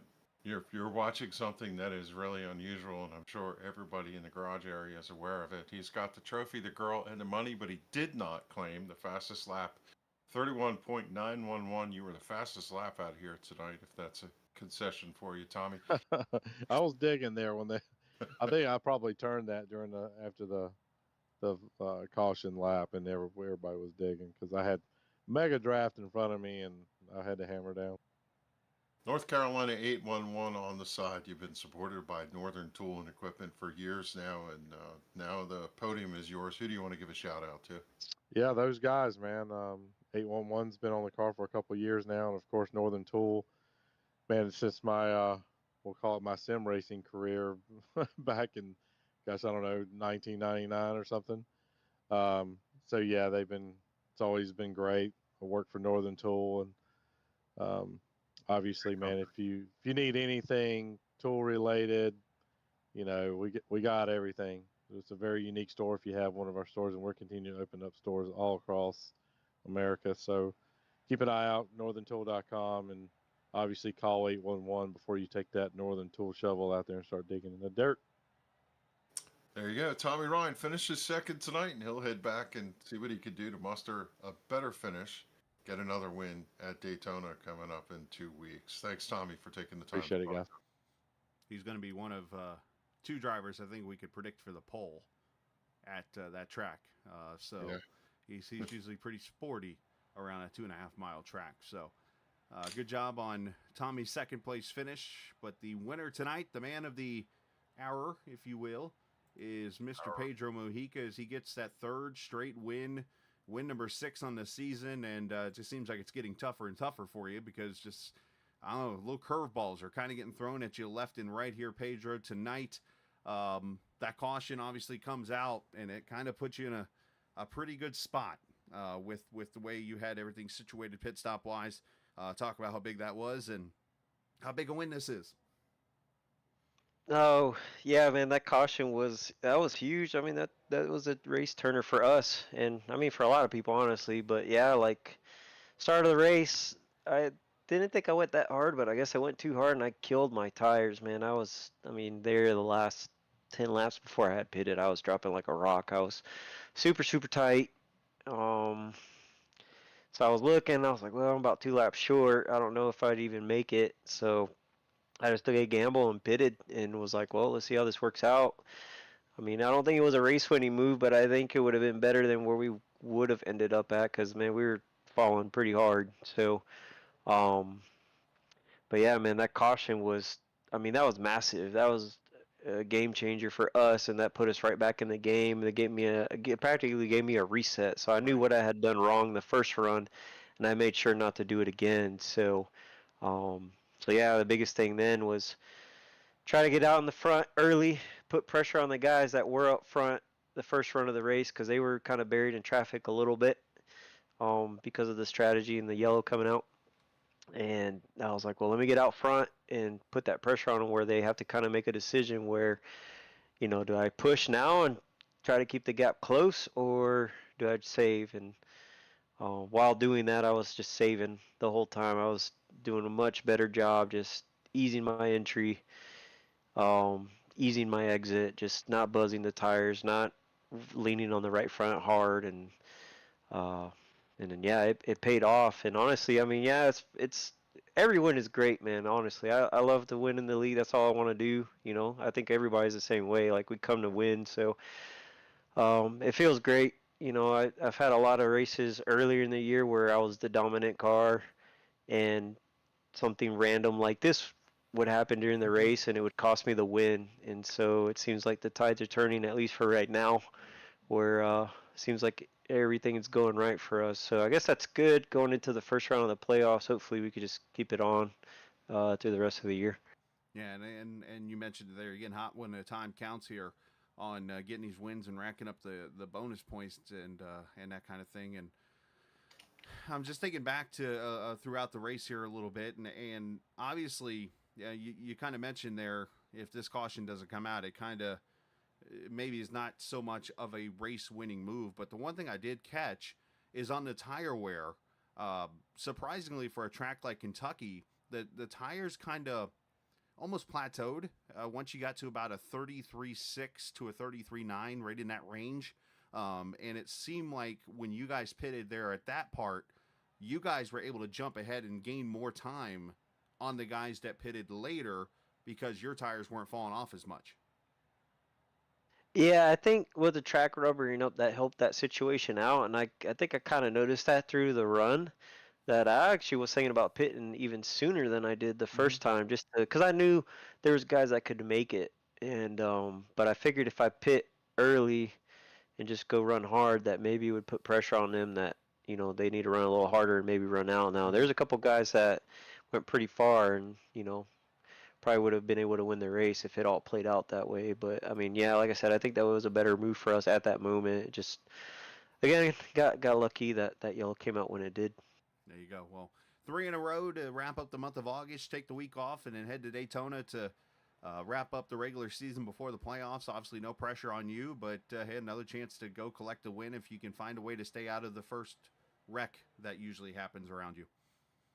Yeah, no, for sure, and we're excited. We're in the dash for cash again. Yeah, good call. So So yeah, that'll be fun to be able to compete. I think it's like 25 bucks or whatever. So it'd be fun to compete for that with the other guys. And yeah, just honestly, just gonna have fun with it because after that, then it's crunch time, playoffs start, and gotta get after it. Good call on that. I totally had missed that. Yeah, it was a Dash for Cash race, and it looks like you don't have to worry about David Comstock winning the money here. So that at least gives everyone a shot. Because obviously he Yeah, won the other David, two. David, David Money Comstock's what we're killing him. He was the money man. He showed up when the money was on the line. So now he's just going to go try to steal it away, even though he won't win anything for it. So, well, great job tonight, man. Send some shout out to whoever you like to. I appreciate you guys, man. Kevin and Chris, appreciate you, Captain Esports, for putting on the broadcast. NC811, call before you dig. Appreciate them for everything they do for the league. Fan service, Glenn Campbell, appreciate them for giving me this opportunity. Without them, I wouldn't even be here on the Monday night series. So I appreciate them. Glad to represent. Um, all the admins at Sim500. Appreciate them and their patience with all of us. Middle of the season, think some tempers are starting to boil up. Things are starting to happen, and fortunately, they for the most part stay patient with us and help kind of calm the situations down. So appreciate them. All the guys on Team Name, appreciate them. Always keeping it light during the race and keeping it fun. And then the family, appreciate them for letting me come and hang out for a couple hours. Well, great job tonight. Congratulations, and we'll see you in a couple weeks. And congrats on the win again tonight. All right, I appreciate it. You too, buddy. As Pedro Mojica goes to victory lane again here this evening, and as he mentioned, Dash for Cash eligible next week, or in 2 weeks, I should say, at Daytona. And he will be in the running of the top 4 finishers. So Mojica, Tommy Ryan, Charles Van Schaik, Kevin DeBrown, those 4 will race for the $25 prize at Daytona in 2 weeks. Again, next week, no races. We go into Labor Day weekend, enjoy the college football, and so on and so forth, and enjoy the time. And always remember, again, the reason also behind the holidays like this that are coming up too. So, but this is that weekend where you can pull out the grills, enjoy some football, and go from there. But Kev, man, what a race it was tonight. Obviously, a lot of strategy, and the one thing I caught out of talking to 2 of those top 3 guys is that Thursday night series. Yep, me too. Yeah, that Thursday night paid dividends for a couple of these guys. And we were talking about the unfamiliarity of the track, and all of a sudden these guys show up and are hooked. And it goes to show that practice races really make a big difference. You find that magic line. Looking at the overhead shots of this track, one of the interesting things that shows up because of the light track surface is where the groove is. Yeah. And they all talked about how technical this racetrack was, similar to what we talked about.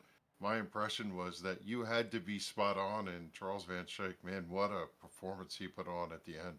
One little thing that, too, I'll point out about this track. I know I talked about the DW thing with the garage. I'd pointed out the track being downwards as you go in from the surface of the land. But if you're up on top of the grandstands and you look back towards, like, in the photo here, to be to the right, you're actually looking back at, like, 3 different states. Because you got Kentucky, Indiana, Ohio right there on the border of this track. So it's kind of a cool thing about this speedway. But yeah, no, it was fantastic. As you mentioned, the groove tonight was wide, and a lot of people running different lanes. The racing was good, and the Thursday thing, I love practice racing, but in my prior history of running leagues and trying to help people out putting up practice sessions, I never had that success. People don't like doing it because they don't think they don't need it. And this is another thing that I can point out that says, hey, look, they use a whole entire night to run almost a practice race, if you will, on Thursday nights. And look how good the racing was. We only had 2 cautions in a track that we don't run much anymore. So good for them, good for the series. Now, I don't know, you can run a million practice races in 2 weeks and it ain't going to help Daytona. So No. we'll go on from there here in a couple weeks and go down there and get ready for the playoffs. But Kev, appreciate it, man. And thanks for hanging out as always, and enjoy your holiday off, and we'll talk soon. Yeah, thanks to North Carolina 811, call before you dig. Thanks to Sim500.com, racing 7 nights a week. And thanks to you, Chris. Enjoy the show, and looking forward to a break and looking forward to coming back to the birthplace of speed at Daytona in a couple of weeks. Gonna have a blast. Oh, it's going to be a lot of fun as we show you the point standings entering that race. Coming up, Mojica with the 888s up top now as he leads by 118 over David Comstock, Mike Kelly, Chad Coleman. I want to make sure this is, yeah, it's accurate because there's Charles Van Schaik there, who's 17th in points now, moves up 2 spots. Jatina falls back 1. Joe Hudson and Mike Montesi falls back to the bubble. Glenn Campbell's right there with him, looking to pounce. Doug Roth is right there, and then a little bit of a gap. So could be looking at roughly 1, 2, 3, 4, about 5 guys maybe running for 3 spots. When it's over with, we'll say Joey Jatina, Joe Hudson, Mike Montesi. Campbell, actually, you know what? Let me back this up. Campbell won't be eligible because he's only made 20 starts. So Campbell's out because you have to make at least, you can't miss more than 4 races. Right now we're at 25 in the books. Actually, you know what? We might be right. Let me make sure that I'm looking at this accurately right now. I am looking at this accurately. Okay, so 21 races count. So yeah, I'll double check. I don't think Glenn is eligible. But Doug Roth obviously is, Friery, Kevin Stone, and those guys. So it might actually be 4 guys racing for 3 spots. So we'll have to see when we get to Daytona here in 2 weeks. But yep, let's go home and enjoy the rest of our weeks. Appreciate everybody from Sim500, of course, for allowing us to broadcast, from 811 for obviously sponsoring this series, both the Grand National and Cup Series. And the next time you'll see us on the air for Sim500 will actually be on Sunday of the weekend after Labor Day, where those guys are actually starting the round of 8 drivers racing for the championship, and that will be at the Indianapolis Motor Speedway. So talk about 2 nights of racing at arguably the 2 biggest tracks in America. So that's going to be fun stuff there. So appreciate everybody joining us, and as always, remember, this isn't just a game, it's iRacing. See ya!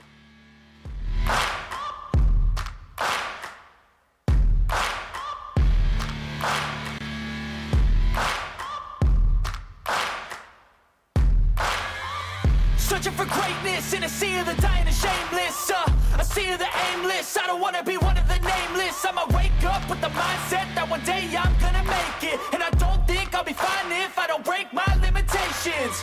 Don't try to stop me, I exist to write my own story. I'll make a decision if I want some peace or if I want the glory. Yeah, don't want a life that is complacent or possibly boring. I just want a life that is worth every day exploring. My whole life I just wanted someone who would notice me. My whole life I just wanted to be somebody to be. Yeah, I just wanna be great. Yeah, I just wanna be great. Yeah, I just wanna be great. Yeah, yeah, yeah.